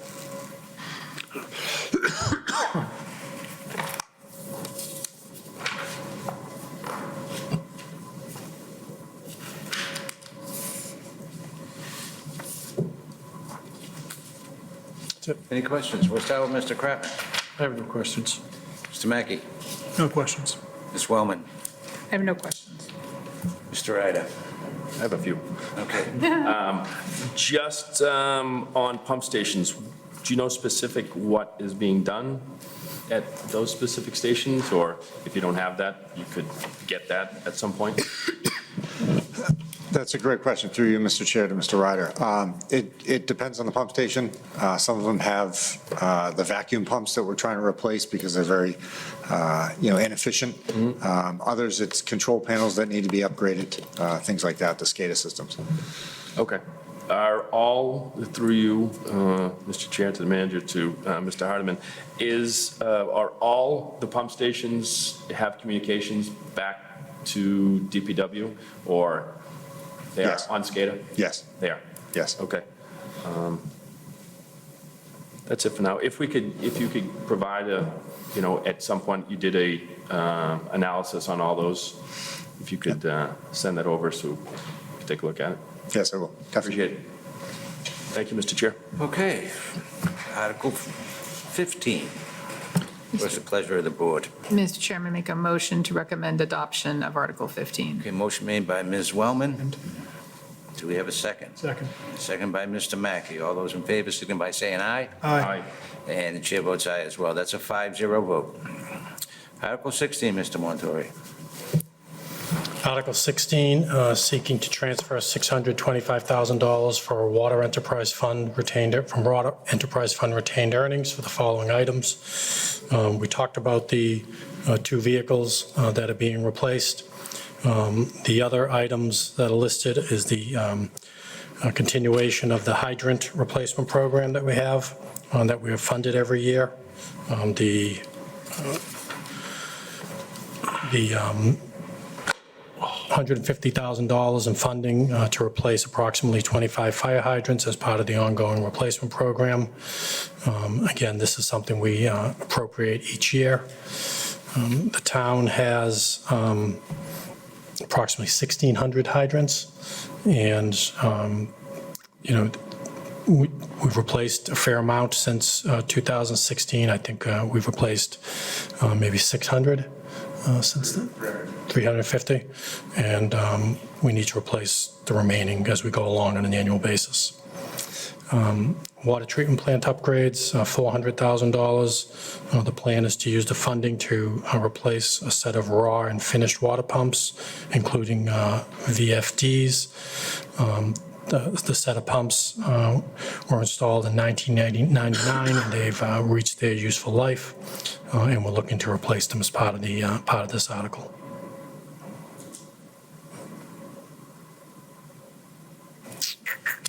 Okay, we'll start with Mr. Kratman this time. Mr. Hardiman, if you would. The hydrant replacement and installation program. I know we've done a lot of work replacing hydrants, and when a lot of that has happened, we've done a number of calls with water issues in locations, brown water, different things. Is there a way to, I'm just trying to, I know they have to be replaced, I know they have to be flushed, but when those things tend to happen, are there areas that we have bad pipe, that we're replacing these hydrants? And is there any way of trying to figure out a way so that when we're replacing something, people aren't dealing with I remember last year, we got calls, and we replaced hydrants, and then people filled their pools, and we got numerous calls that their pools looked like something that was like our septic systems, because it just flushed in and didn't settle till after they were already filled, and it was a problem. Is there something that we can, at the locations, can we notify the public? Is there something we can do to work with people if they're having problems with water or something like that, maybe to flush their systems, or something we can work on? There definitely is. We can, increase our public notification when we're doing the work in certain areas, in every area, to notify the residents within those specific areas. One thing I will note is with the work that we're doing on the Astor Street tank that started last summer, having to drain that tank, that did impact, the system as a whole and how that system functions. It did prevent us from doing as much flushing as we wanted to last season. We're getting on that this spring to flush those lines, to clean that out. One key thing that this program does do with the hydrant replacement, not only does it replace existing hydrants in kind, it's to add hydrants to dead ends that allow us the ability to flush more of the system each year. I'm just thinking if there's areas that we know we have bad pipe, and we have to replace the hydrants, because we have to. And we need the water in case there's a fire out there, but that's gonna cause a problem out there in certain areas. So if there's some sort of notification we can get out there to the public, that would be very beneficial prior to us getting the calls. Yeah. And so if we can think of that ahead of time and notify and look at what we have issues and put something out, if there's a problem, call us, we'll try to work through it, that kind of thing. That's all I have, Mr. Chairman. Thank you. Mr. Mackey. Thank you, Mr. Chairman. I have no questions. Ms. Wellman. Thank you, Mr. Chairman. I don't have any questions. Mr. Ryder. Thank you. Through you, Mr. Chair, to Mr. Hardeman. Have you standardized what hydrant you're installing? Are you staying with one, or? Yes, we have. Right.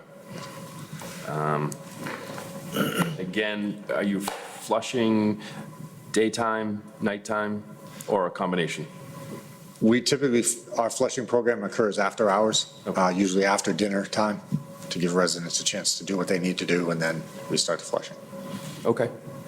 Again, I think, communication's key with that. You're going to get some rusty water, but, there's a reason it's being done. I think that once explained to the residents, they're supportive of it. Thank you. Thank you. Okay, I have no questions. Article 16, what is the pleasure of the board? Make a motion to approve Article 16. Mr. Ryder made the motion, Mr. Mackey made the second. All those in favor signify by saying aye. Aye. Aye. And chair votes aye as well. That's a 5-0 vote. Article 17, Mr. Montori. Article 17 seeks to raise and appropriate through Stormwater Enterprise Fund fees $425,000 for drainage improvements and project development. Drainage improvements in the amount of $250,000 for improvements to the drainage system and repairs to the drainage system. The focus in FY25 for these improvements will be the Van Buren Road neighborhood.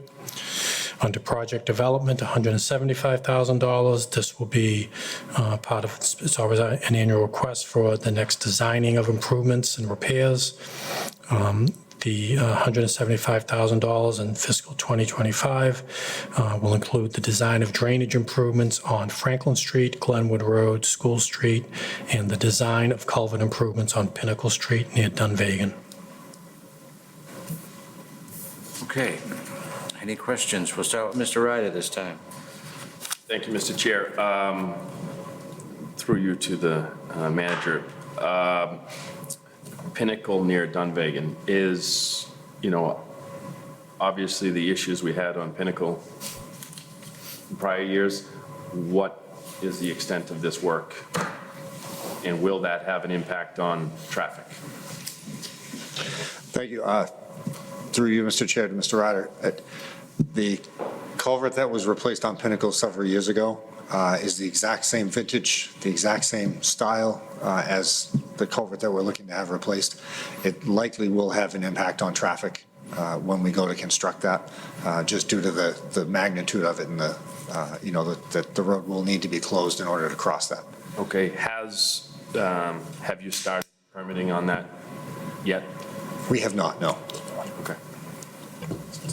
I'm dealing with that now, and it's, potential 4 to 6 months of permitting before we, prior to design and, getting a shovel in the ground. So I know the difficulty of that. I know the difficulty that last culvert project caused for the community. How will that impact the school? I know that was a real big issue for the community, for those that lived on the opposite side of that, Judique and Dunvegan and those other lower portions on the Andover line. Have you started communications with the school about? We have not. So the difference with this culvert, because it's much closer to the Andover town line, it's beyond Dunvegan, so that neighborhood won't be affected with connectivity to the center of town. It'll be Crystal Circle and then the few homes on Pinnacle Street itself. But we're just getting into the, to the start of the project to kick it off. So we're, probably several months before we have a clear picture of what what the full impact is going to be. Okay. Yeah, again, I think just, the public outreach there, communications to let the residents know that are affected in that area is going to be critical as well. But thank you, Mr. Donovan. Thank you, Mr. Chair. Ms. Wellman, I have no questions, thank you. Mr. Mackey, No questions. Mr. Kratman. I'm good. Okay, Article 17, is it? Correct. What's that? Mr. Chairman, I make a motion to recommend adoption of Article 17. Okay, motion Second made.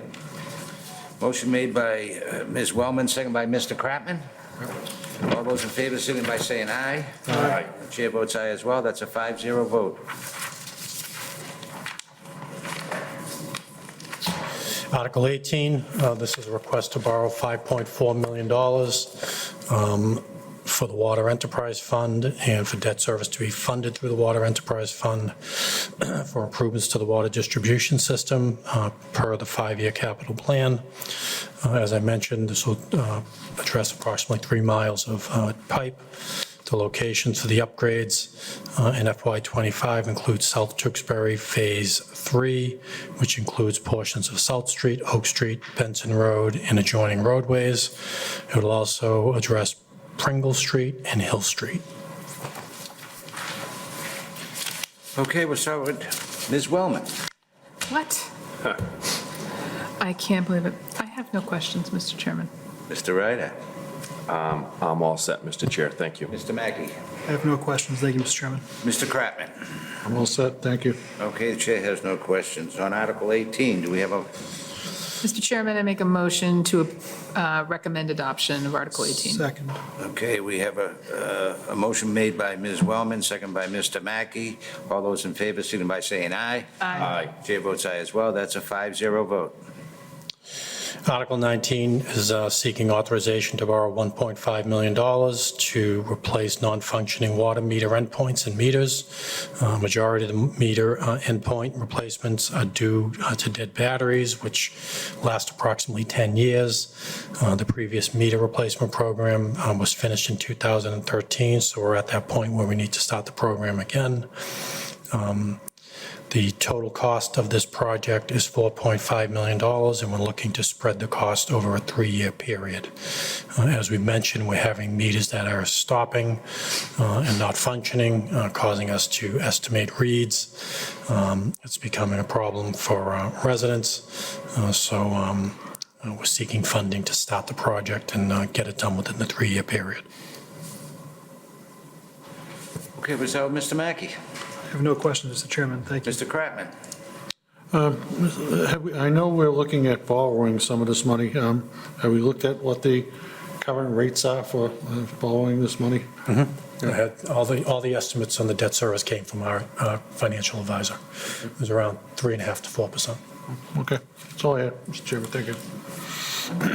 I have no questions, thank you. Mr. Ryder. All set, Mr. Chair. Okay. What is the pleasure of the board on Article 19? Make a motion to recommend Article 19. Okay, motion made by Mr. Kratman, second by Second. Ms. Wellman. All those in favor, signify by saying aye. Aye. Chair votes aye as well. That's a 5-0 vote. Article 20, Mr. Montori. Article 20, we had a bond premium from 2016 when we refinanced some debt. The money is supposed to be used for reducing exempt debt in town over a period of time. This is a standard article we've had, and the $36,000 will reduce exempt debt. Mr. Kratman.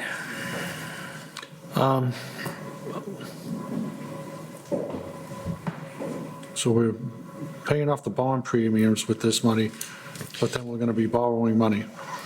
No, so we refinanced some debt, Yeah. and as part of the refinancing, the financial institution gave us a lump sum of money. And we're to use it over a period of years to reduce exempt debt that we previously borrowed. Okay. That's currently on the books. Okay, so it just can be used for exempt debt? Okay, that's the question. Yep. Okay, I got no other questions, that's all. Mr. Mackey? No questions. Thank you, Mr. Chairman. Ms. Wellman? Nope. Okay, and I'm all set. Mr. Chairman, I make a motion to recommend adoption of Article 20.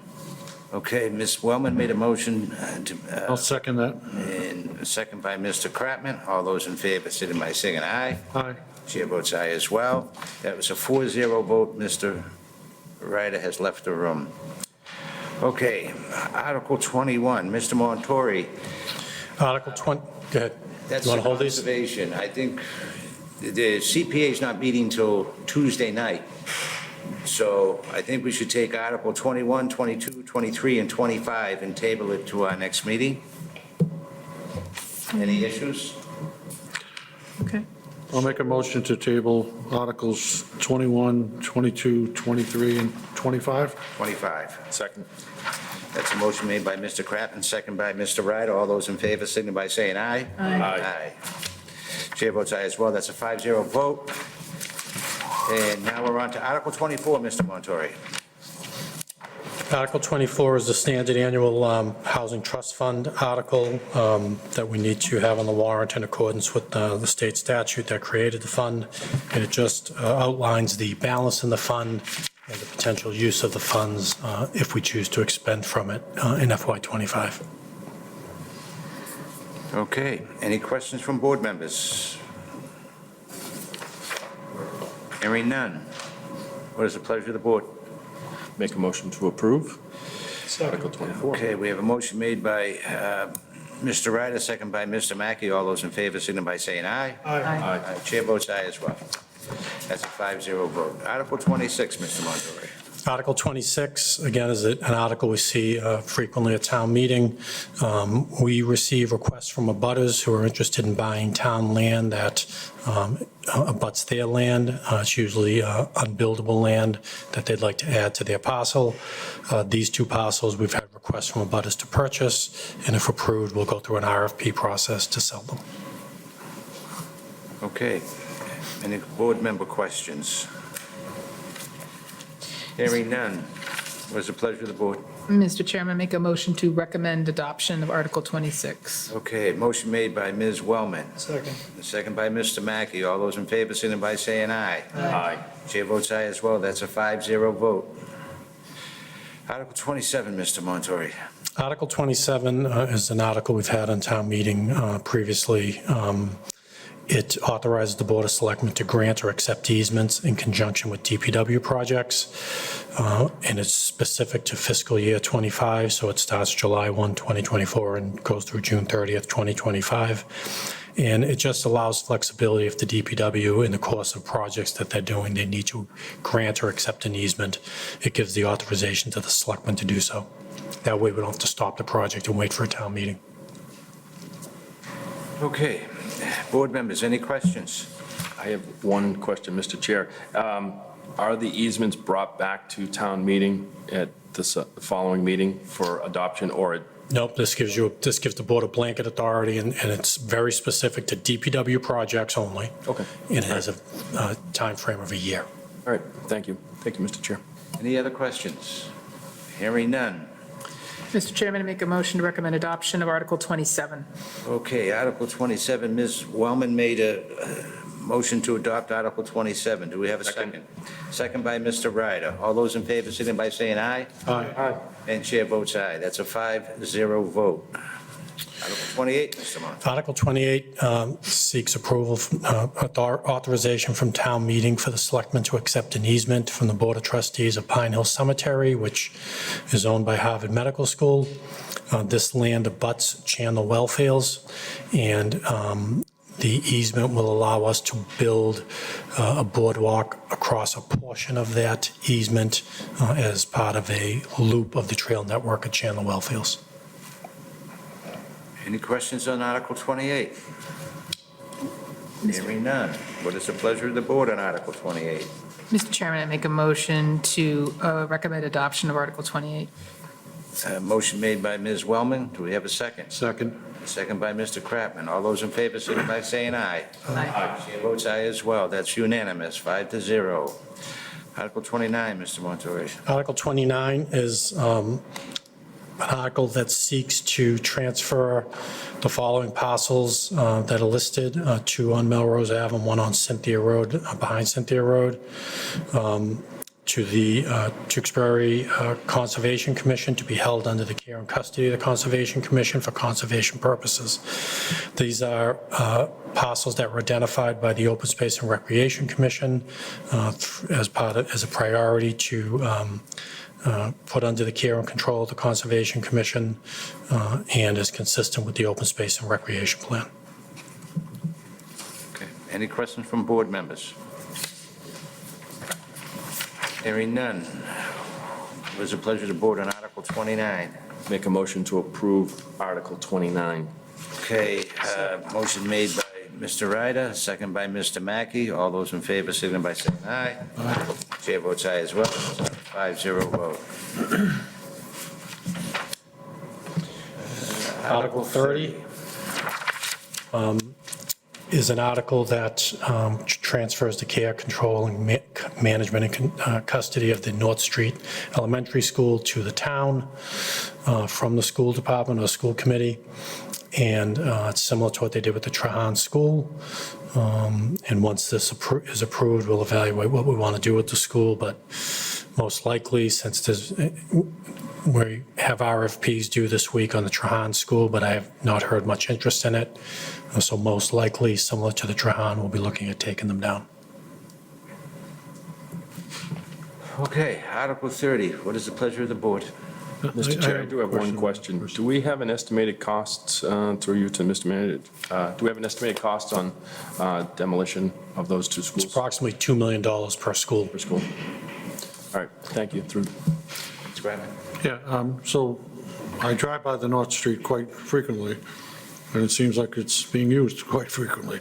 Yeah, the police have been using it for training. But there's also other vehicles there. It looks like the kids are using it still. I'm not sure if they're still using it, but it was being used for cheerleading practice. Yeah, it seems like it still is. Okay. So it's being transferred to us.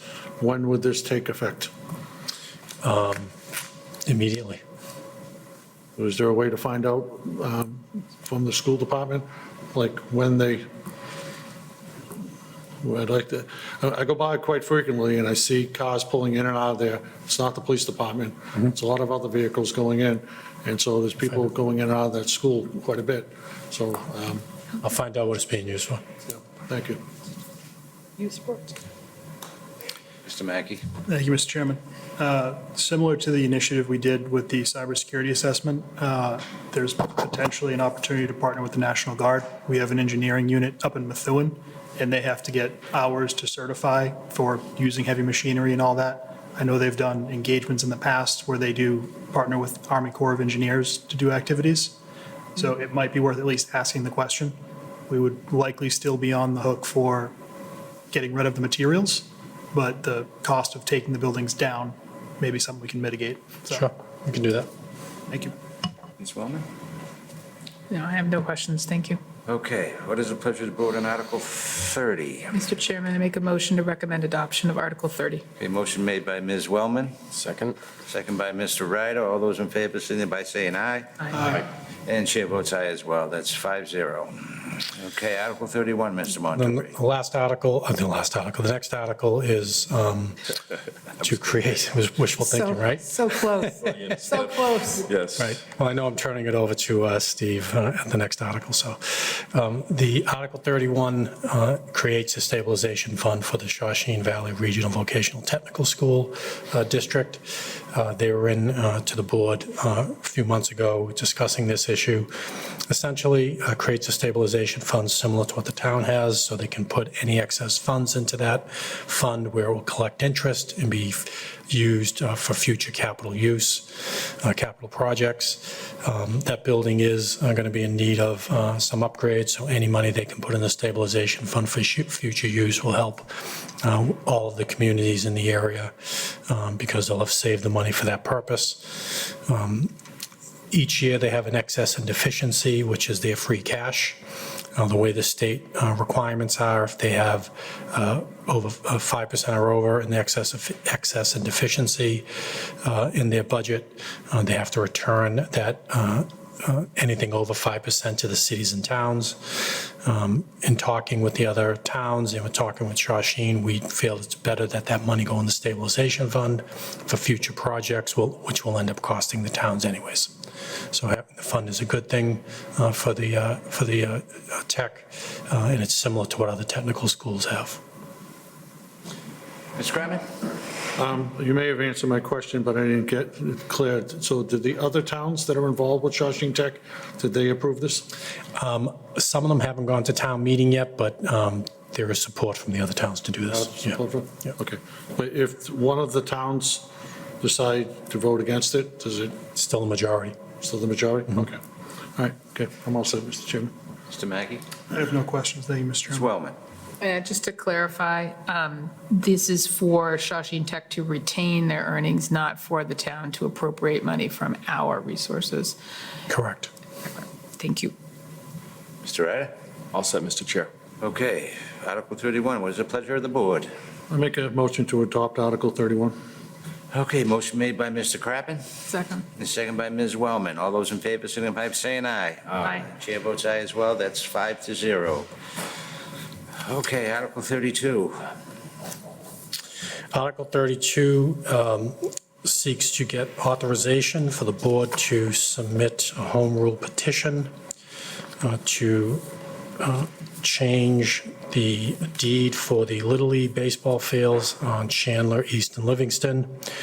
Currently, the deed for that property is specific to youth baseball. And as you know, the town appropriated funds last year to install pickleball courts in a portion of the property. And we can't unless this deed is revised. So we need authorization to submit a home rule petition to allow that change in use. And that's it. Any questions? Hearing none. I'll make a motion to recommend adoption of Article 32. Motion Second. made by Mr. Kratman, second by Ms. Wellman. All those in favor, please signify by saying aye. Aye. Chair votes aye as well. It's a 5-0 vote.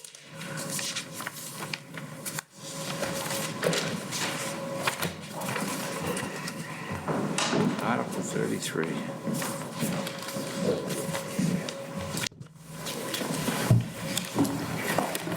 Yeah.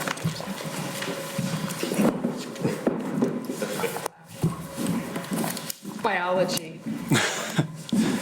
I can start. He knows a lot of this stuff. All right, so Dan Ronan, Chair of the Conservation Commission, here to discuss the proposed updates to the Tewksbury Wetland Protection Bylaw. So a bit of history. The state's Wetland Protection Act grants authority to local conservation commissions to regulate activities within 100 feet of the wetland system. Originally, town meeting voted for a local wetland protection bylaw with a 10-foot no disturb zone from the wetlands and a 20-foot no build zone.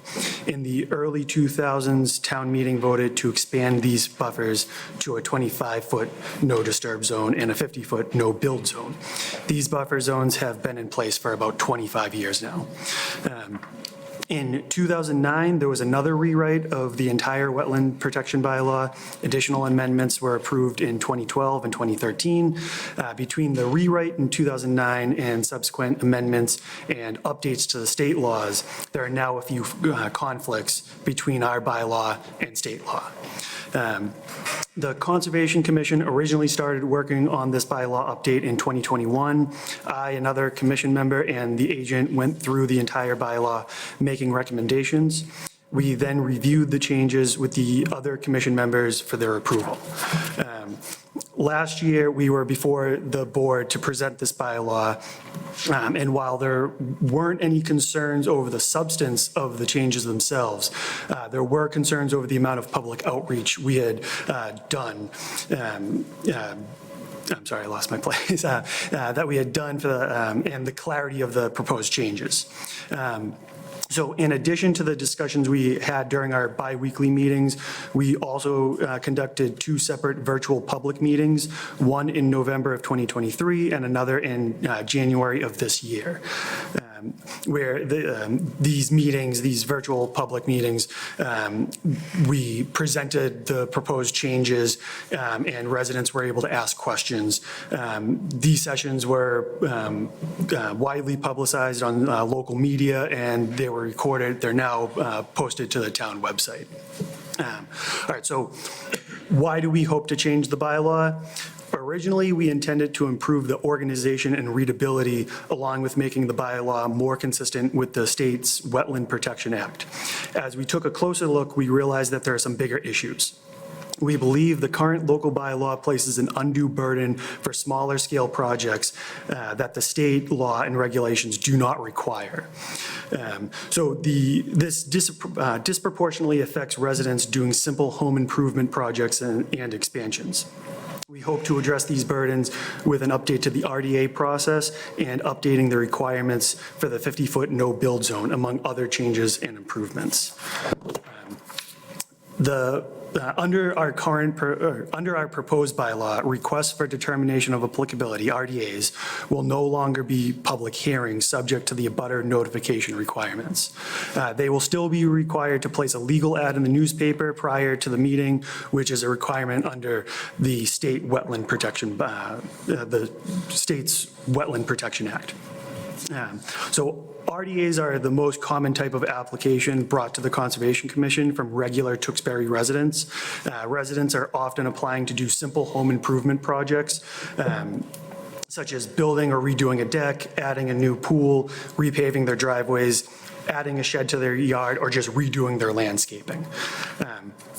Public hearings require the applicant to send certified mail to every property owner within 100 feet of the property being worked on. For some people, this is simply sending out a couple letters to their neighbors, people who probably also live within 100 feet of the wetlands. Not that big of a deal. This sounds like it's a good idea at first, but it has proven to be just a burden on the applicant.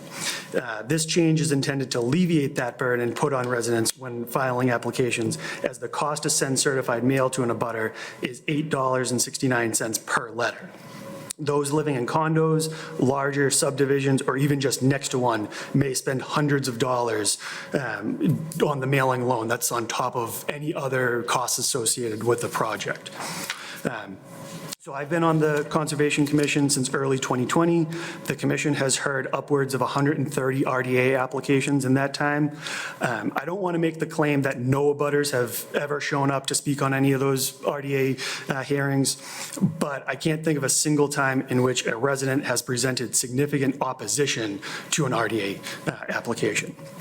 Plenty of people attend our meetings to have their voices heard for notices of intent, such as the Marshall Street subdivision, the Soldier On Veterans Home, and we recently heard one of the cannabis retail applications. Not what you guys did, but similar.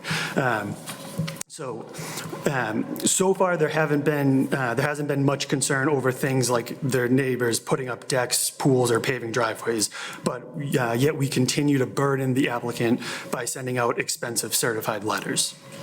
Under the current bylaw, we are forcing some residents to spend hundreds of dollars of additional money that, and it doesn't result in any meaningful discussion for the commission or the applicant. The town can't even collect those fees to add to the Wetland Protection Fund. It's just money spent on sending letters. So the next significant change to the requirement is to the requirements of the 50-foot no-build zone.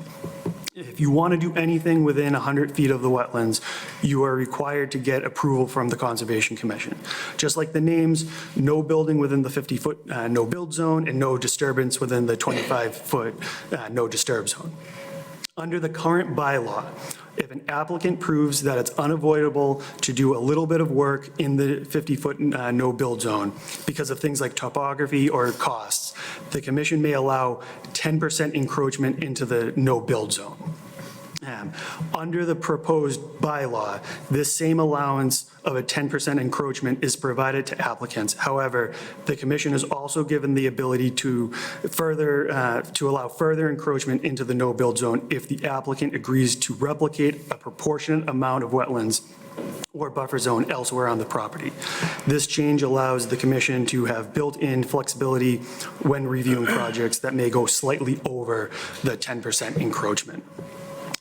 So a few other notable changes of the bylaw include timeframes and procedures for submitting applications and how much time the commission has to hear the applications are made more consistent with state regulation.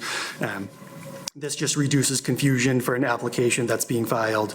The terms and definitions of the bylaw were updated. Definitions that were otherwise not referenced were removed. Terms that were removed that were already defined by state law and other previously undefined terms were added as needed.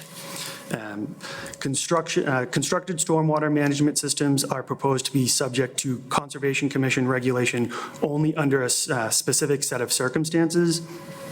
To be consistent with state regulations.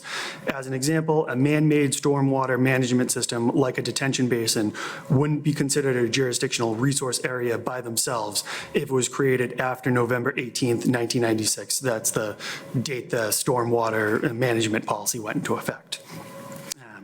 And then language regarding waivers has been rewritten to improve clarity and reduce confusion. And the last big change, a notable change was expanded consideration for exempt minor activities are proposed to be more consistent with state regulations.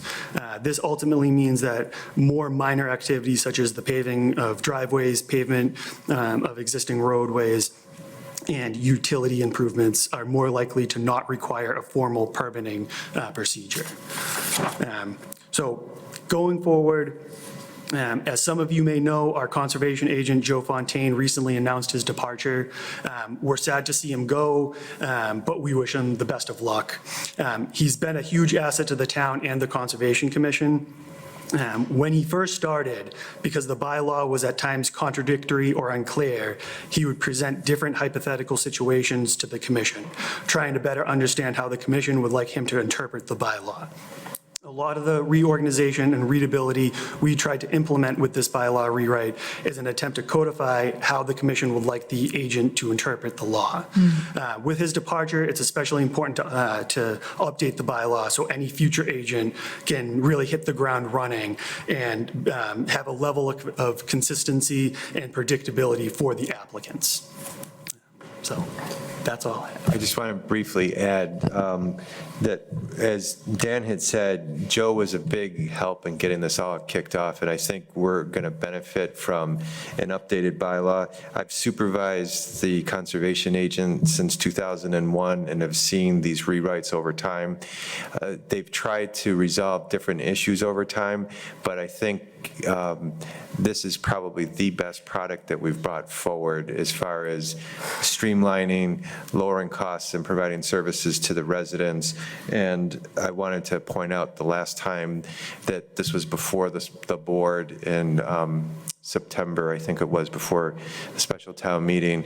The article that was in there was a red line strikeout, which was very confusing for people to read. So we made the determination to just go with a replace, delete and replace, and that's what you have as an article today. And there was a question about whether town council had reviewed it or not, and he has reviewed it and has given us the verbal that this was an acceptable replacement for what we have on the books today. Very good. Let's start with Mr. Kratman. Any questions? Yes, I commend you for your work. This is much better to read from the last thing we had. I remember looking at it and I didn't know what was new, what was old, and it was confusing. And I didn't have a lot of confidence it would pass the way it was submitted. But I've been to a number of Conservation Committee meetings where I've seen people come in replacing decks, doing simple work. So this is very beneficial to the residents of somebody just trying to do, replacement of simple things and going through meeting after meeting after meeting on some of these things. The only concern I have that you brought up was allowing people to go into the wetlands and then replicate in certain areas. If they disturb a section, they can replicate in another area. I just don't know. If you fill in a section of wetland and then you replicate it in another area, is that what you're talking about? Or? No, so, Okay. yeah, you can't go into the wetlands to build anything. This would be like, if within the 50-foot no-build zone, if a house is like situated right up against, giant rock boulder, configuration or something like that, they want to do something right there, they can't do anything more on that side.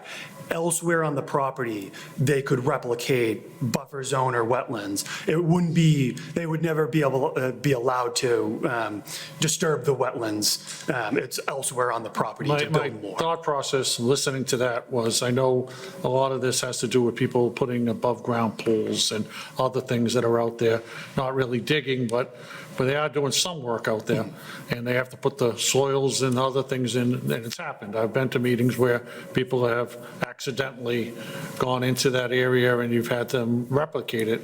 My concern is if they do something like that and it causes a problem with a abutter or something like that, is that, I'm sure conservation would be handling it at that point, but that was the concern. So there's nothing that they're going to be putting something into the wetlands No. and then replicating someplace else. No, they Okay, wouldn't be. other than that, I think this is excellent. Thank Thank you. you.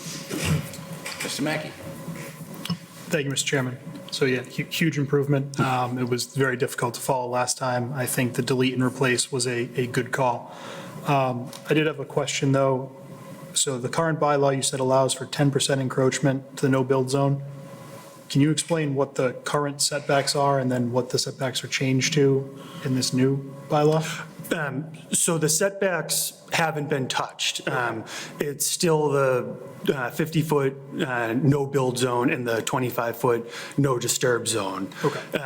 However, we do allow under certain circumstances where like it would be an undue burden, like it would just be, the cost to do something would be so astronomical that they can encroach up to an additional 10% into the no-build zone. So not even the wetlands themselves or the 25-foot no disturb, but only into the 50-foot no-build zone. That's been, as far as I'm aware, that's been part of the bylaw since the very beginning, I think, maybe since the setbacks have been established. So this would only be for those certain circumstances in which somebody's at like a little bit over the 10%, they're just there. We wouldn't be compelled to do it. We would just have the flexibility to allow it for them to replicate wetlands or buffer zone elsewhere on the property. Okay, perfect. Yeah, you nailed it. So this is just giving you all more flexibility for applicants. Okay. And then my final one, I've gone through this a few times. I am admittedly not an expert. That's why we have you all.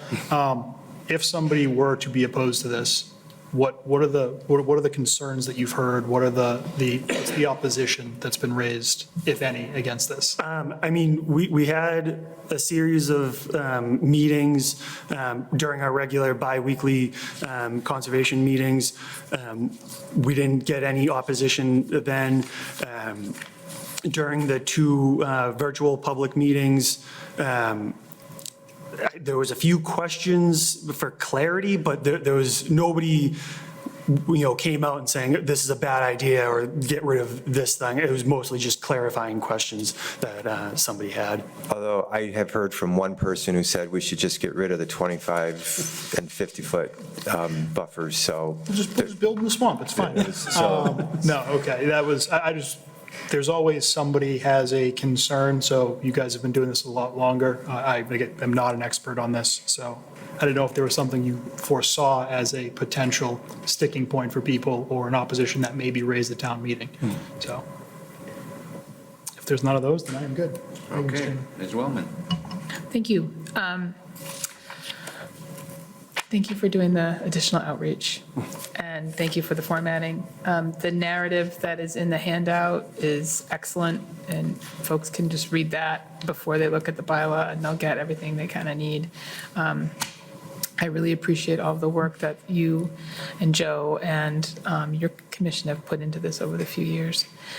It's exceptional, and it's a kind of a big deal. So I think that you knocked it out of the park, and I'm sure it will pass at town meeting. Thank you. Thank you. Mr. Ed. Thank you, Mr. Chair. Again, I'll echo, much easier to read. I think the narrative is great. One question. Prior to this, was the DPW required to do an RDA for paving within the wetland? Yes, town projects are And typically. mail out to all abutters? Wow. Yeah. Okay. If there are objections to this at town meeting, for whatever reason, can we make a motion to just change number 7? Just the fact alone on cost to DPW. If, I'll use Shawshene Street. You're within the river, you're within the condo complex. That's $8 and X change per X number of units in there. I've been in this a long time. Yeah, I've never heard of a DPW having to do this. So. That's right, but that's the way that we interpreted it, unfortunately, over all these years. And I don't disagree, like, it would be really helpful if we could make just that one change, but I think that the way that we have this set up where it's going to be a delete in its entirety and replace this, that we may be boxed in, but it's something that's worth talking to town council about. I'm just concerned. Yeah, no, I if there's- agree. If there's an objection, this is a significant change. I think the article itself is a great change, but I think 7 from a, efficiency. Yeah. You have a water main break. I understand there's do we have an emergency exemption currently, but still, to go back, it could be, a month to 2 months to go back and do final paving. By the time you advertise, notify the process. So if you could run it by town council, if that's something that, if this does fail for whatever reason, I hope it doesn't, but can we carve out this, or the ability to put an exemption or a waiver for public works projects? Because I know that will make Mr. Hardiman very happy. We'll check. Okay. We'll check. I just know, because I have It's a great one. point. I have one in my town, within our, we have a notification, but there's no RDA, there's no notice of intent. So other than that, great job, though. Thank you. Thank you. Thank you, Dan. Thank you, and Joe and your committee. I think you did a great job. I don't have any questions other than On the RDA, you're going to eliminate the mailing, but on the notice of intent, it's going to remain. Yes. Okay, that's kind of important. Yeah, we do, I mean, as you're well aware, we get plenty of people coming in, asking questions about notice of intents and stuff like that, but for the RDAs, we very rarely see, people having concerns over things like decks and pools and stuff. The two people in the room would make that committee overcrowded on an RDA. I think that makes us fully compliant with the state, too. Like, we would be consistent with how the state implements notices of intent and RDAs. Okay, well, that's all I have. Again, thank you very much. You did a Thank you. great job. Okay. What is the recommendation of? Make a motion to recommend Article 33. Okay, Mr. Kratman made the Second. motion. Ms. Wellman seconded it. All those in favor signify by saying aye. Aye. And chair votes aye. All those opposed, none. The ayes have it, 5-0. Mr. Mon. Thank you. Thank you. Thank you.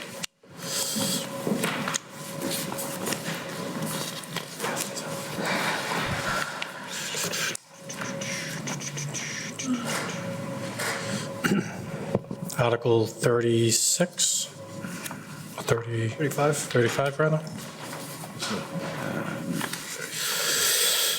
So Article 35 is a petitioner article, but we felt we could handle it, not have the petitioner come in. It's a planning board requirement. It's authorizing the selectmen to accept an easement on East Street for a sidewalk that was installed for a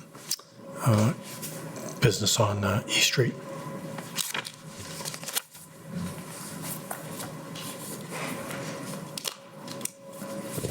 That's it. Mr. Kratman? I got no. This is Article 34, correct? 35. 35. All right, did we skip over 34? No. We did that at the beginning. Oh, okay.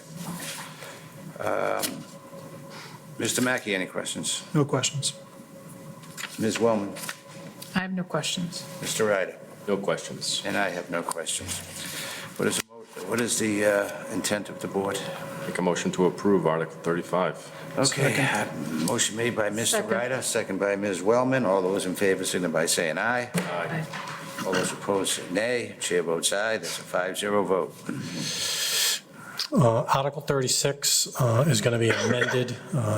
We've been refining the numbers, so if you go to the first page of the handout, you'll see the amendment, just updating the amount that we're appropriating, and also adding to the bottom of the pay scale in grade B, adding transportation coordinator under grade 1, under addendum B, that's for the transportation coordinator at the senior center, and adding van drivers and increasing that pay to $18.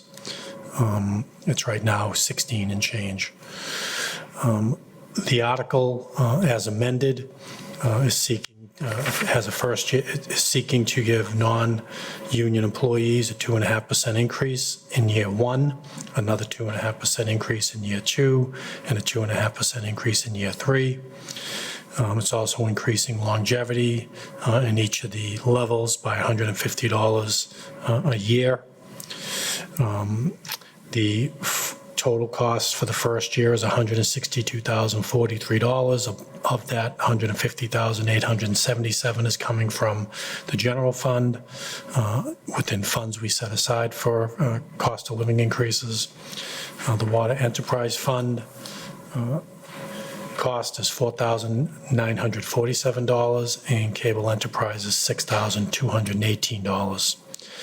The total three-year cost for this article is $496,077.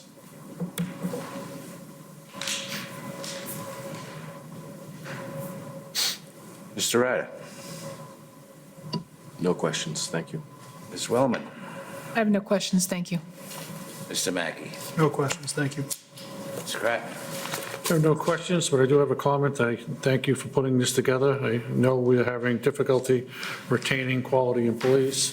I know municipalities are taking people left and right from other towns, and we have to stay competitive, and I think this helps a little bit. So thank you for putting that together. Thank you. Okay, what is the pleasure of the board on Mr. Article Chair- 36? Mr. Chairman, to make a motion to recommend adoption of Article 36. Motion made by Ms. Second. Wellman, seconded by Mr. Mackey. All those in favor, signify by saying aye. Aye. And chair votes aye as well. All those opposed, say nay. It's a 5-0. Thank you. Now I'm going to jump to Article 41 for zoning.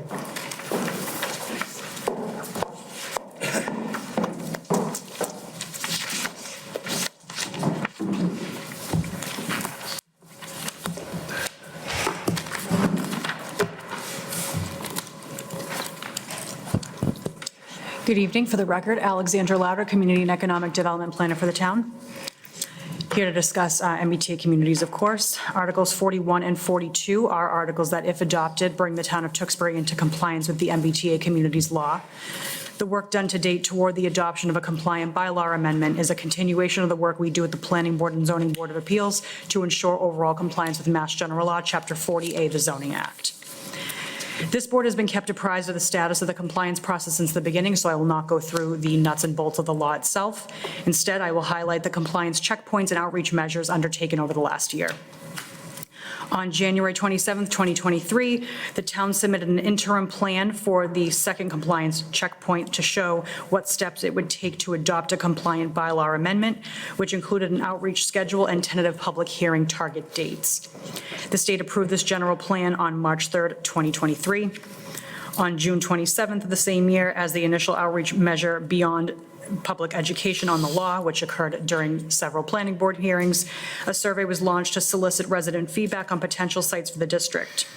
On August 15th, 2023, a virtual information session was held to present the survey findings and discuss proposed locations more in depth. On September 13th, an in-person workshop was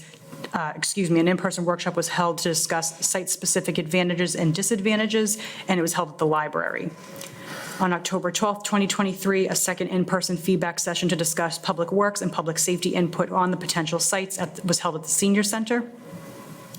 On October 24th, the Planning Board voted to advance 2 potential sites for pre-adoption review to the state. And on November 28th, the Select Board voted to advance just one of those 2 proposed districts to the districts by the Planning Board for pre-adoption review with the state, and that was known as Main Street A. On November 30th, the proposed bylaw and map were submitted to the Executive Office of Housing and Livable Communities, formerly known as DHCD, for that pre-adoption compliance review. On January 30th, 2024, the proposed bylaw and map were additionally submitted to the Attorney General's Office Municipal Action Unit for a similar type of review.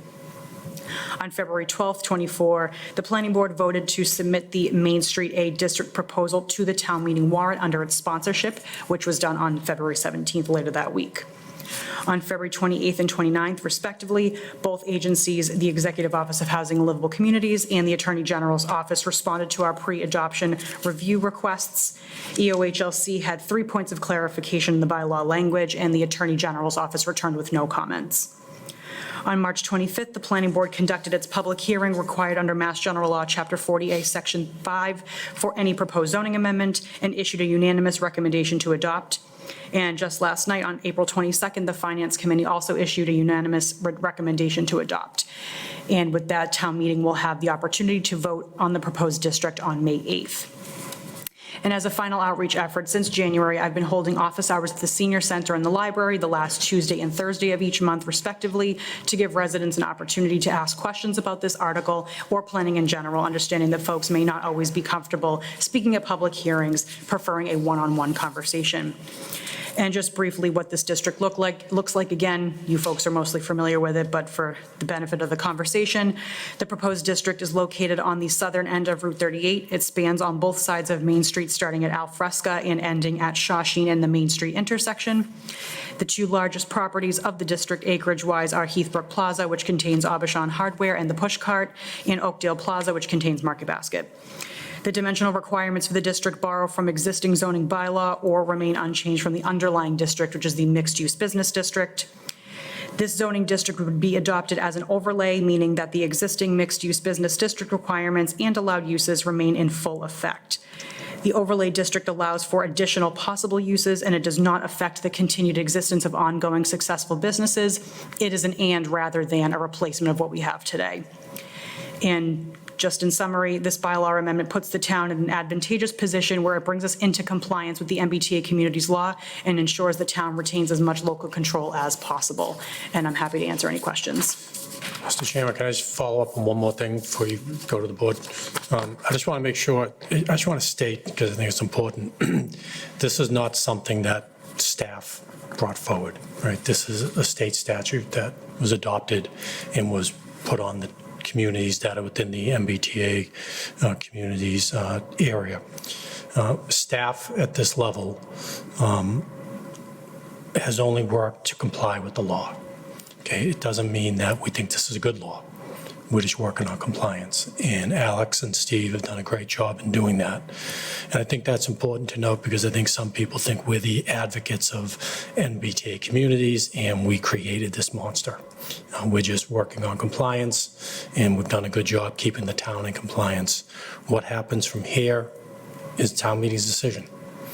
But from our standpoint and what we do on a day-to-day basis, the job was done and done well to make sure that we met the deadlines and have complied with what the law has asked us to comply with.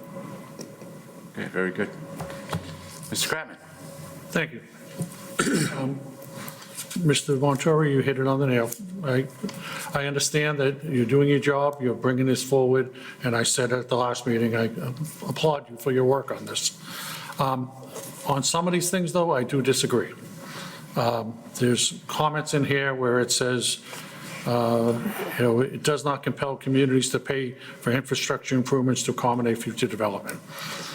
It may not compel, but it's also saying that we're not. It's like if somebody's going to develop this parcel, there's going to be cost associated with it. And looking at some of these, the way it's written, it doesn't lead to the developer has to pick up those costs. And so if somebody's building a 5 or 6 story building, we have to spend over $1.5 million on a fire truck. And that's cost that comes out of the resident's pocket.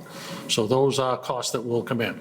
The infrastructure that we'll be dealing with, the traffic that we'll deal with, I know the conversation has been that just because we zoned this does not mean it's going to be built. I can't think of one parcel in Tewksbury that if somebody has the opportunity to build on, that they're not building on. If there's an opportunity to build something and build something larger and bigger, then somebody will come in. I mean, we've seen it before. We've seen what's happened in other communities. We've seen what gets built. And there's large infrastructure things. If this law was not put in place, there's no one at this table or nobody in this room that would say, this is something we'd be recommending. I can't imagine anybody in this room saying, we want this for this area, other than we have to comply with a bad law. And the bad law is something that can be changed. I understand that other people are fighting it. I understand what's going on. I understand that there may be some cost associated with it. But the cost associated with this bad law is nothing compared with the cost that will come from the residents, the taxpayers of this town, if we build this. There will be costs that will come. You got to hire teachers, you got to get firefighters, you got to have trucks, you have to do infrastructure, all the different things that this is going to be happening. If it turns our town into a city, as far as I'm concerned. And I do not believe that this is the final nail, that if we go and we say, okay, we surrender because you're threatening us. The state, we should never have to build something in a community because we're being threatened by the Commonwealth of Mass. That just goes against everything I can imagine, that we're being threatened, that if you don't build something, we're going to take away your taxpayer dollars are not going to come back to you. That doesn't sound right to me. And I understand that we have to follow what they're requesting. We've done everything they've asked for. I just can't find it in my heart to support this. in any way, shape, or form.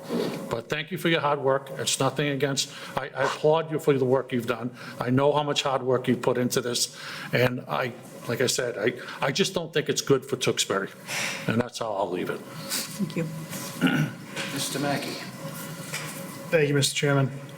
Again, thank you for all the hard work that you, all the staff have done. It's been a roller coaster, mostly down for the past 2.5, 3 years that this has been in the limelight. It's been talked about a lot, especially over the past 4 or 5 months. I don't have a lot more to offer. I will say, I agree, it's a bad law. I don't know anyone that thinks it's a good law. It doesn't really look back. It doesn't take into account all the development that we have done recently. It is a clear overreach of government power that's going to further overdevelopment. But what this does, we're not talking about the law in itself, because I think most people agree it's bad. We're talking about what we're doing here with this. This is the best option of a very bad situation. It lets us retain what little control we can. It keeps us from losing funding in the immediate. There are options for mitigation costs that can be discussed when builders try to do these things. And it's really not a choice. It's not an option. It's a law. So I've said this often, I've said it loudly. If there is a path to victory, we can change this in October. I will lead the charge in October to reverse this. But until then, I don't think we can afford to be reckless and not approve this. Non-compliance just isn't an option at this point to me. So while I disagree with the law, I appreciate and agree with all the hard work you've done and where we've landed. Thank you. Ms. Wellman. Thank you. Thank you very much, Ms. Louder, for your years of work on this bylaw, and Mr. Sadwick, and all the people that you work with. I want to thank all the residents who came out to the many sessions that you offered or participated remotely. I want to thank you for your work with NIMCOG throughout this, and the times that you've talked about this work with them. You've been subjected to abuse in our town at some of these meetings, and you've handled it very well and professionally at all times. And so I thank you for that. It's not easy. We have tremendously responsive staff throughout all of our departments, and you've offered many public engagement opportunities for all those who wished to participate. And this board has received updates here for years. And so to your point earlier, yes, you've kept this board well apprised from the beginning through the end. And some of us have taken the opportunity to give you feedback on these different options to participate in your sessions. And you've incorporated many of those options. And this board has been responsive to the community when it came to, where we wanted to place it in town. And we eliminated one option early on because there was so much feedback from the community in a particular neighborhood. And so I think this board has been responsive and open and has maintained a posture of compliance, to use Mr. Mackey's term. I feel that zoning is about planning the future of a community and taking the time to plan where we want to see development here in town over time. I think in this case, in order to be compliant with this law that not all of us love a whole heck of a lot, but the need behind it is significant and severe in the whole country, and particularly felt here in Massachusetts and in eastern Massachusetts, that there's such a severe lack of housing that is driving up costs. It's pushing out workers from Massachusetts, and it's affecting our economy. And if the state is not doing something about this meaningfully, we will hurt ourselves significantly. And that is the broader picture that we need to always keep in mind. This site was chosen for a number of reasons, and I support why this site was chosen. It's not sitting in an existing neighborhood. It has excellent access to public safety and transit via the LRTA. There are commerce and dining options that are abundant in this area, which is great if you don't have a vehicle and you need to find housing. So it's a very walkable section of town, and it is our effective downtown. It's incumbent upon the town to plan for the future, and Tewksbury will continue to grow over the next 20 and 30 years as it has grown over the 23 years I've lived in this town. We, as a responsible board and as a responsible community, not only need to be mindful and responsive to state laws, we also need to be responsive to the future of this community and make sure that we're putting the development where we want it. And we don't want to have a special master come in and tell us where to put things. I've heard a lot of boogeymen and a lot of myths that have been raised in this process, and a lot of very vague, wanderings about what may or may not happen, which I don't find substantive or credible. The work is here in front of us. There's plenty of resources to find out more about it if you want to. And I think people should avail themselves of those opportunities. And I thank you again for doing your office hours. And people have been able to come to you, and the managers kept us apprised of the topics that come up. And so I thank you for that additional work.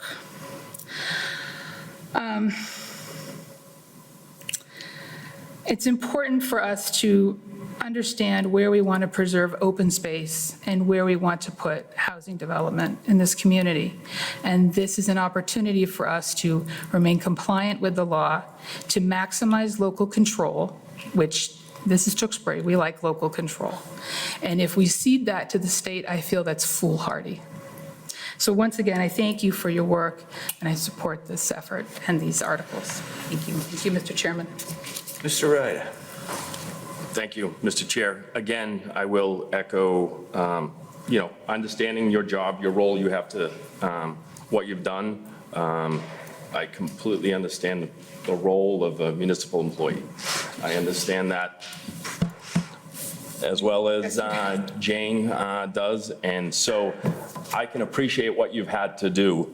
But again, I will, as Mr. Kratman stated, the fear, there's this fear out there that we're being punished, we will lose 13 grants, the ability to apply for 13 grants if we do not comply. Out of those 13 grants to date, in the last 7 years, we've received $423,000, roughly. $60,000 a year. That impact on our community is going to far outweigh what we've received in grants.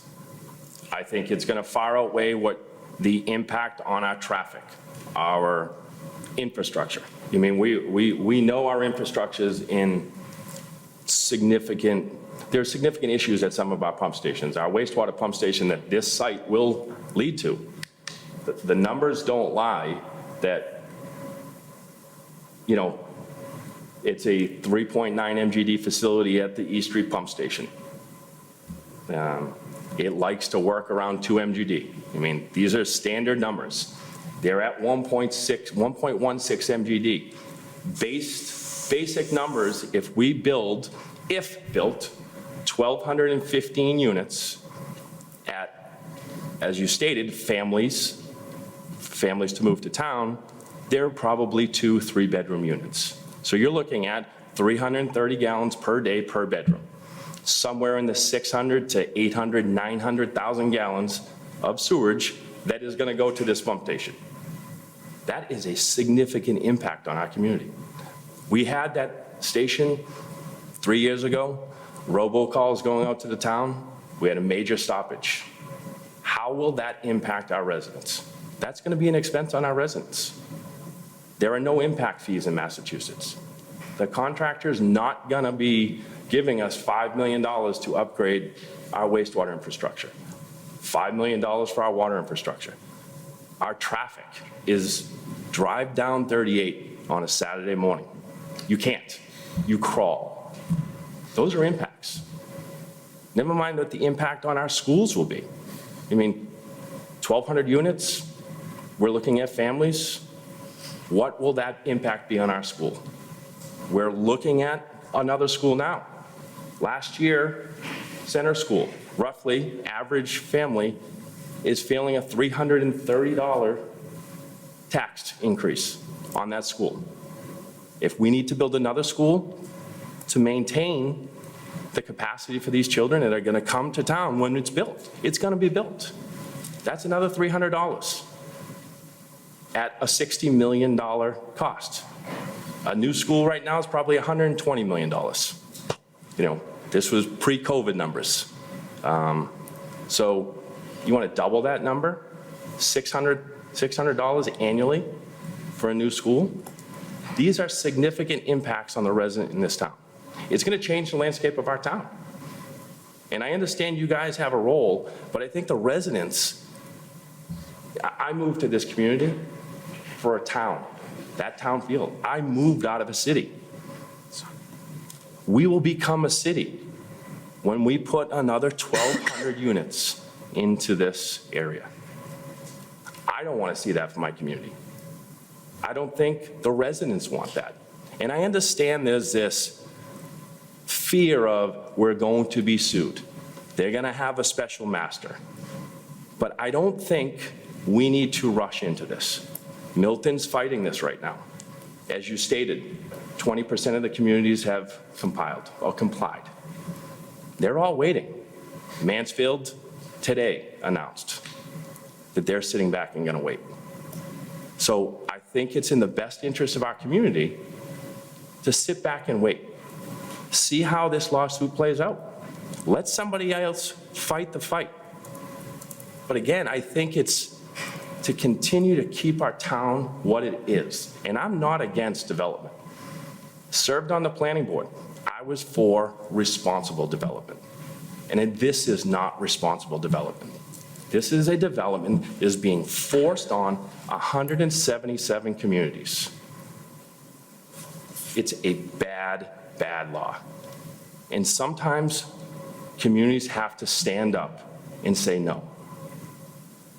That's why I can't support this article. But I appreciate what you do, and I understand your role in municipal government. You've put a lot of time and effort into this. That's what you have to do. But again, this comes down to town meeting and the residents. And this is a big decision that is going to change the landscape of our community. For not tomorrow, as Ms. Wellman said, 10 years, 15, 20 years down the road. It is going to change our community. It's not going to be the nice little town of Tewksbury anymore. So that's why I can't support that. Thank you. All right, thank you, Mr. Ryder. And thank you. It's tough to be the messenger, isn't it? You know, you real fun. compiled all this stuff and you get yelled at and everything else, you know? I think you did a great job. You did your job and you did it well. Again, reiterating what Mr. Ryder said, I can't support this because it's something that shouldn't be forced down our throat. I know it's a bad law, and it is the law, I understand that. But I think Mr. Ryder's right, that we should wait and see what happens with Milton. Maybe it's a bad decision on my behalf, but to be forced to do something that we don't want to do, and everybody agreed they didn't want to do it because we're being forced to do it. But with that being said, what is the pleasure of the board for, what's article number is this? 41. Mr. Chairman, I make a motion to reject Article 39. It's 41. I'm sorry. Yeah. What is it? And then the accompanying map is 42, so if 41 does nothing, 42 doesn't matter. Would you, It's 41. Yeah. Okay, I make a motion to reject Article 41. I'll second. Okay, point of order. This board doesn't make motions to reject or accept anything. Can we We change- make motions to recommend adoption or recommend indefinite postponement or something along those lines. Just as a obnoxious point of order. No, I don't necessarily think it's an obnoxious point of order. I think you have to rephrase. I think we have to, you know, I think the board, or I know I'm speaking of my opinion of how I feel about the article.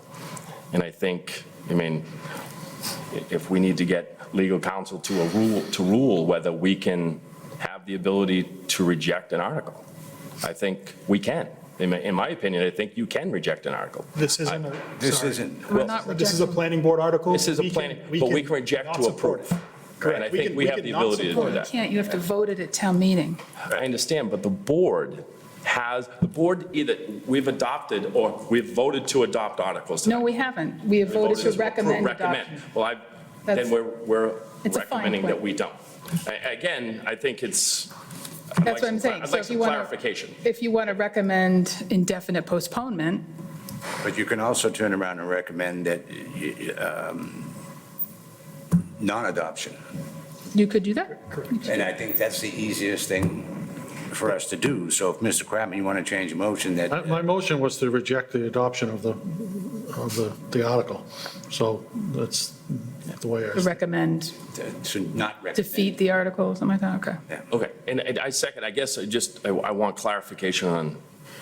Well, like Ten. the board can't pull the article. No, That's, by no means I'm asking to pull, but Right. at the end of the day, So we Yeah, you are just wanna voting- give our We're votes. either voting for or we vote Right. against. right. okay, so right now we have a Mr. Chair, I just want to make sure, do we want clarification on, because Well, there's a lot of again, talking going on. If we, Yeah, again, I just want to make sure that we're crossing our Ts and dotting That's our right. Is. Yeah, me too. To make sure that we have the ability, as the board, that we can recommend to reject, as Mr. Kratman stated, he's rejecting the adoption. So I just want to make sure that Yeah, that's. so the language would be to recommend rejection of the article, not to reject the article. They have two different meanings, right? So one is saying we're trying to pull the article off, and one is Well, saying, means I'm saying- this board is, right, I know, and this board is saying, what I think the vote's going to be is, to tell town meeting that we don't recommend that you adopt it. We recommend against adoption. We I'll go to recommend. the motion, the I'm maker of making the a motion to I guess the reject maker of the motion. the article. yeah, If someone tells me I can't, then so be it. But Again, I'm making that's a what I motion just to wanna make sure. reject. Yeah, if If you- somebody wants to second it, it's up to Yeah, I them. think- Once you okay, vote get back it, to- once you vote it, and however the motion gets finalized, I will check with town council And tomorrow. that's all I'm asking. Yeah. You know what I mean? I'll second the motion that Mr. Kratman made. Okay, we have a motion by Mr. Kratman, second by Mr. Ryder. All those in favor of Mr. Kratman's motion signify by saying aye. Aye. All those opposed? Opposed. Opposed. When chair votes aye, that's 3-2.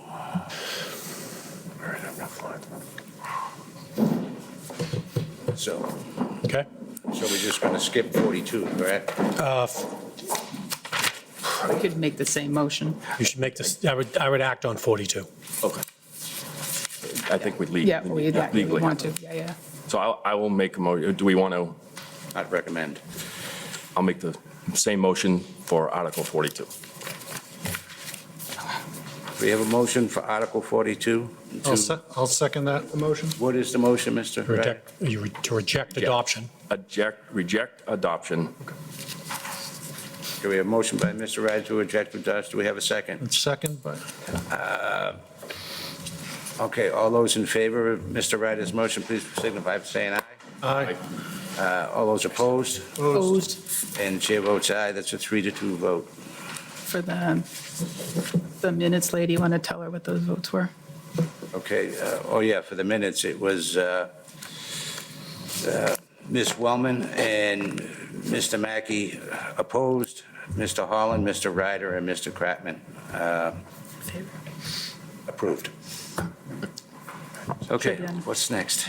Special town meeting, I will go through this quick. Oh, gosh. So Article 1 is special town meeting. It's a standard article we have in every May to address budgetary shortfalls and various line items in the town budget and address them with projected surpluses we have in other budgets. Without going into each one in detail, because I know it's late, I'll just open it up if there are any questions. The handout explains all of them. Yeah.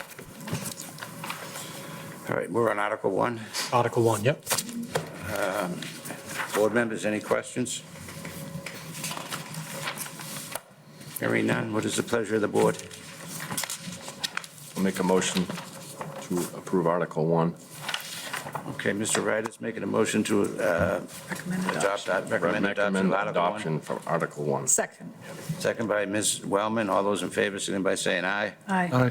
All those opposed? And the chair votes aye. That's a 5-0 vote.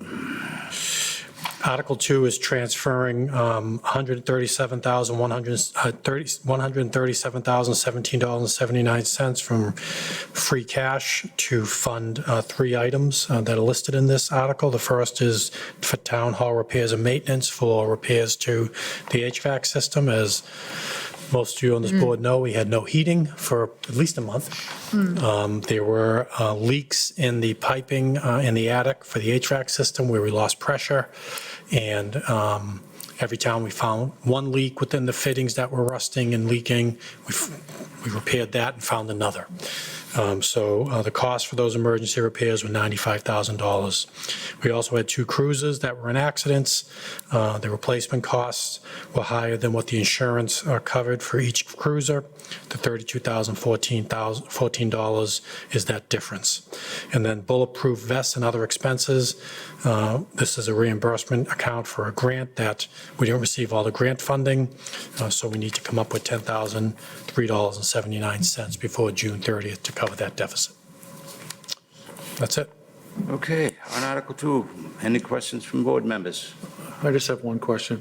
On the police replacement vehicles, you said the insurance didn't cover the They covered up to $66,000, but the cruisers are more expensive than that for replacement. They were totaled. okay, but is there something that we should be doing with our insurance, or is there? No, it's just they only cover so much. They actually upped it for next That's year. right. Okay, So. all right, okay, that's, I just want to make sure. I have one question on that, just to follow up. Was this an accident that our fault? Was this, I'm not sure who the fault was. I've just recently run into this. Does the town have actual cash value or replacement value on their vehicles? It's replacement. Okay. Thank you. Okay, Ms. Wellman, anything? No, thank you. Nothing. Mr. Chairman, to make a recommendation to adopt Article 2. Okay, motion made by Ms. Wellman to adopt Article 2. Second that. And second by Mr. Kratman. All those in favor, signify by saying aye. Aye. All opposed? Hearing none, chair votes aye. It's 5-0. Quiet over here. Article 3 is Very quiet.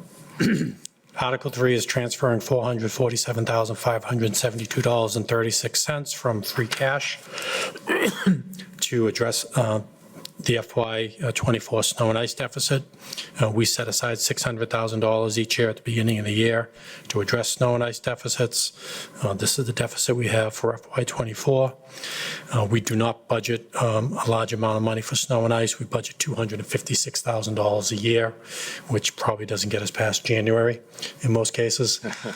So we set aside the $600 to cover the potential snow and ice deficits each year. Any questions from board members? I just have one. Motion to- Is that something, seeing that we had the mildest winter I can imagine in a long time, and we're running a deficit, shouldn't we be putting more money into that for next year? You know, we haven't. It's one of those things, it's been working the way it has been. We can look at it if funding is available to do it. We just haven't had the funding available, but it's the type of thing also, if you up this budget, you really can't go back down. Right. Because once you go up, if you try to go back down, you're not allowed to run the deficit. So you got to be careful in how you play with the snow. and ice. When was the last time that we didn't spend? We actually, I mean, we didn't have any snow this I know, winter, believe it or and we not, still have 400,000. I know. Believe it or not, we did up this account within the last 10 years, so it was actually lower than $256,000. So long as we- you're absolutely right. It's something we look at every year. I think we should look at it again, and like I said, you're talking about, is this money available at the end of the year each year? And like, it is now, but Yeah. what if it isn't? No, it's a great, we can look at it every Okay, year. thank you. That's all I have, Mr. Chairman. Mr. Mackey? No questions, Mr. Chairman. Wellman? Motion to recommend adoption of Article 3. We have a motion to recommend adoption. Do we have a second by Ms. Wellman? Second. And second by Mr. Ryder. All those in favor, signify by saying aye. Aye. All those opposed? And the chair votes aye. It's a 5-0 vote. Article 4 is transferring funds from free cash in the amount of $15,431.21 for outstanding invoices from the prior fiscal year. These are bills that came in after the fiscal year that need to be brought to town meeting to be paid. Quickly, the MHG bill is for a cruiser that we bought, the fit-up of that cruiser. The bill came in later than the end of the fiscal year. Training of the K-9 at the City of Boston, that bill came in late. MJ Furniture, those two were for a new desk in the town manager's office for the third part-time clerk, and then furniture at the DPW administration office. Whitaker Controls were for controls for pump stations and the water treatment plant. Project Dog was for a bid advertisement. Cintas was for protective, personal protective equipment, in uniforms at the, for the DPW. A Badger Meter were just meter replacement components, and HR Prescott was for hydrants. Okay, any questions on Article 4? Make a motion to adopt Article 4. A motion made by Mr. Kratman, Second. second by Mr. Ryder. All those in favor signify by saying aye. Aye. Okay, all those opposed?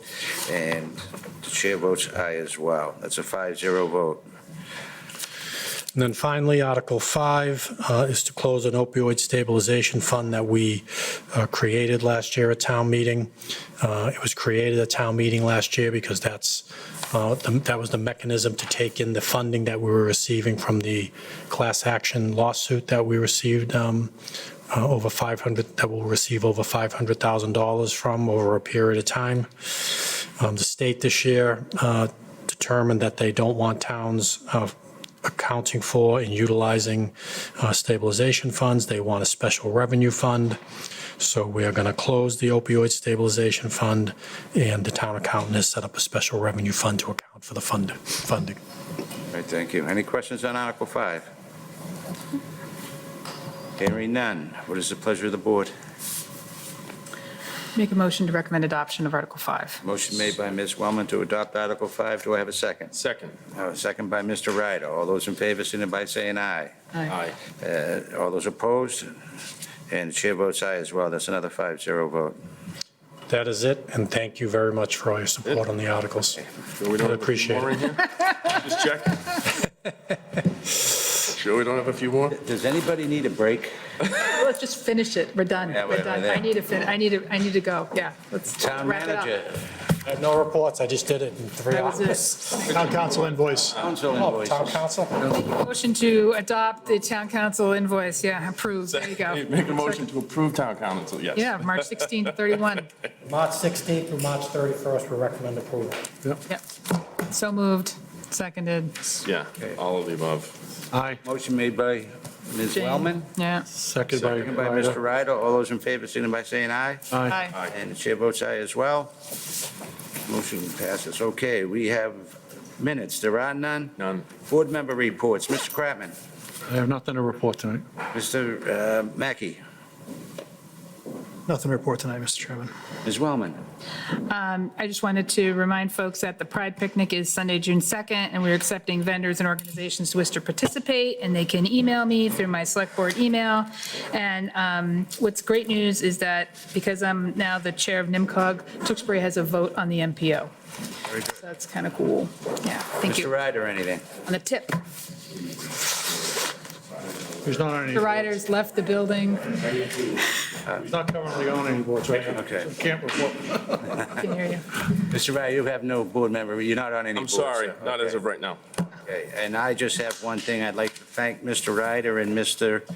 Kratman for doing the spaghetti dinner at the senior center. Very good. Yes. Yeah, and that's all I have. 422 meatballs, A lot of meatballs. a lot of meatballs. That's all I have, so. I didn't- Motion to adjourn. Okay. Second. Okay, motion to adjourn by Ms. Wellman, second by Mr. Ryder. All those in favor, signify by saying aye. Aye. And chair votes aye as well. Good night, Tewksbury.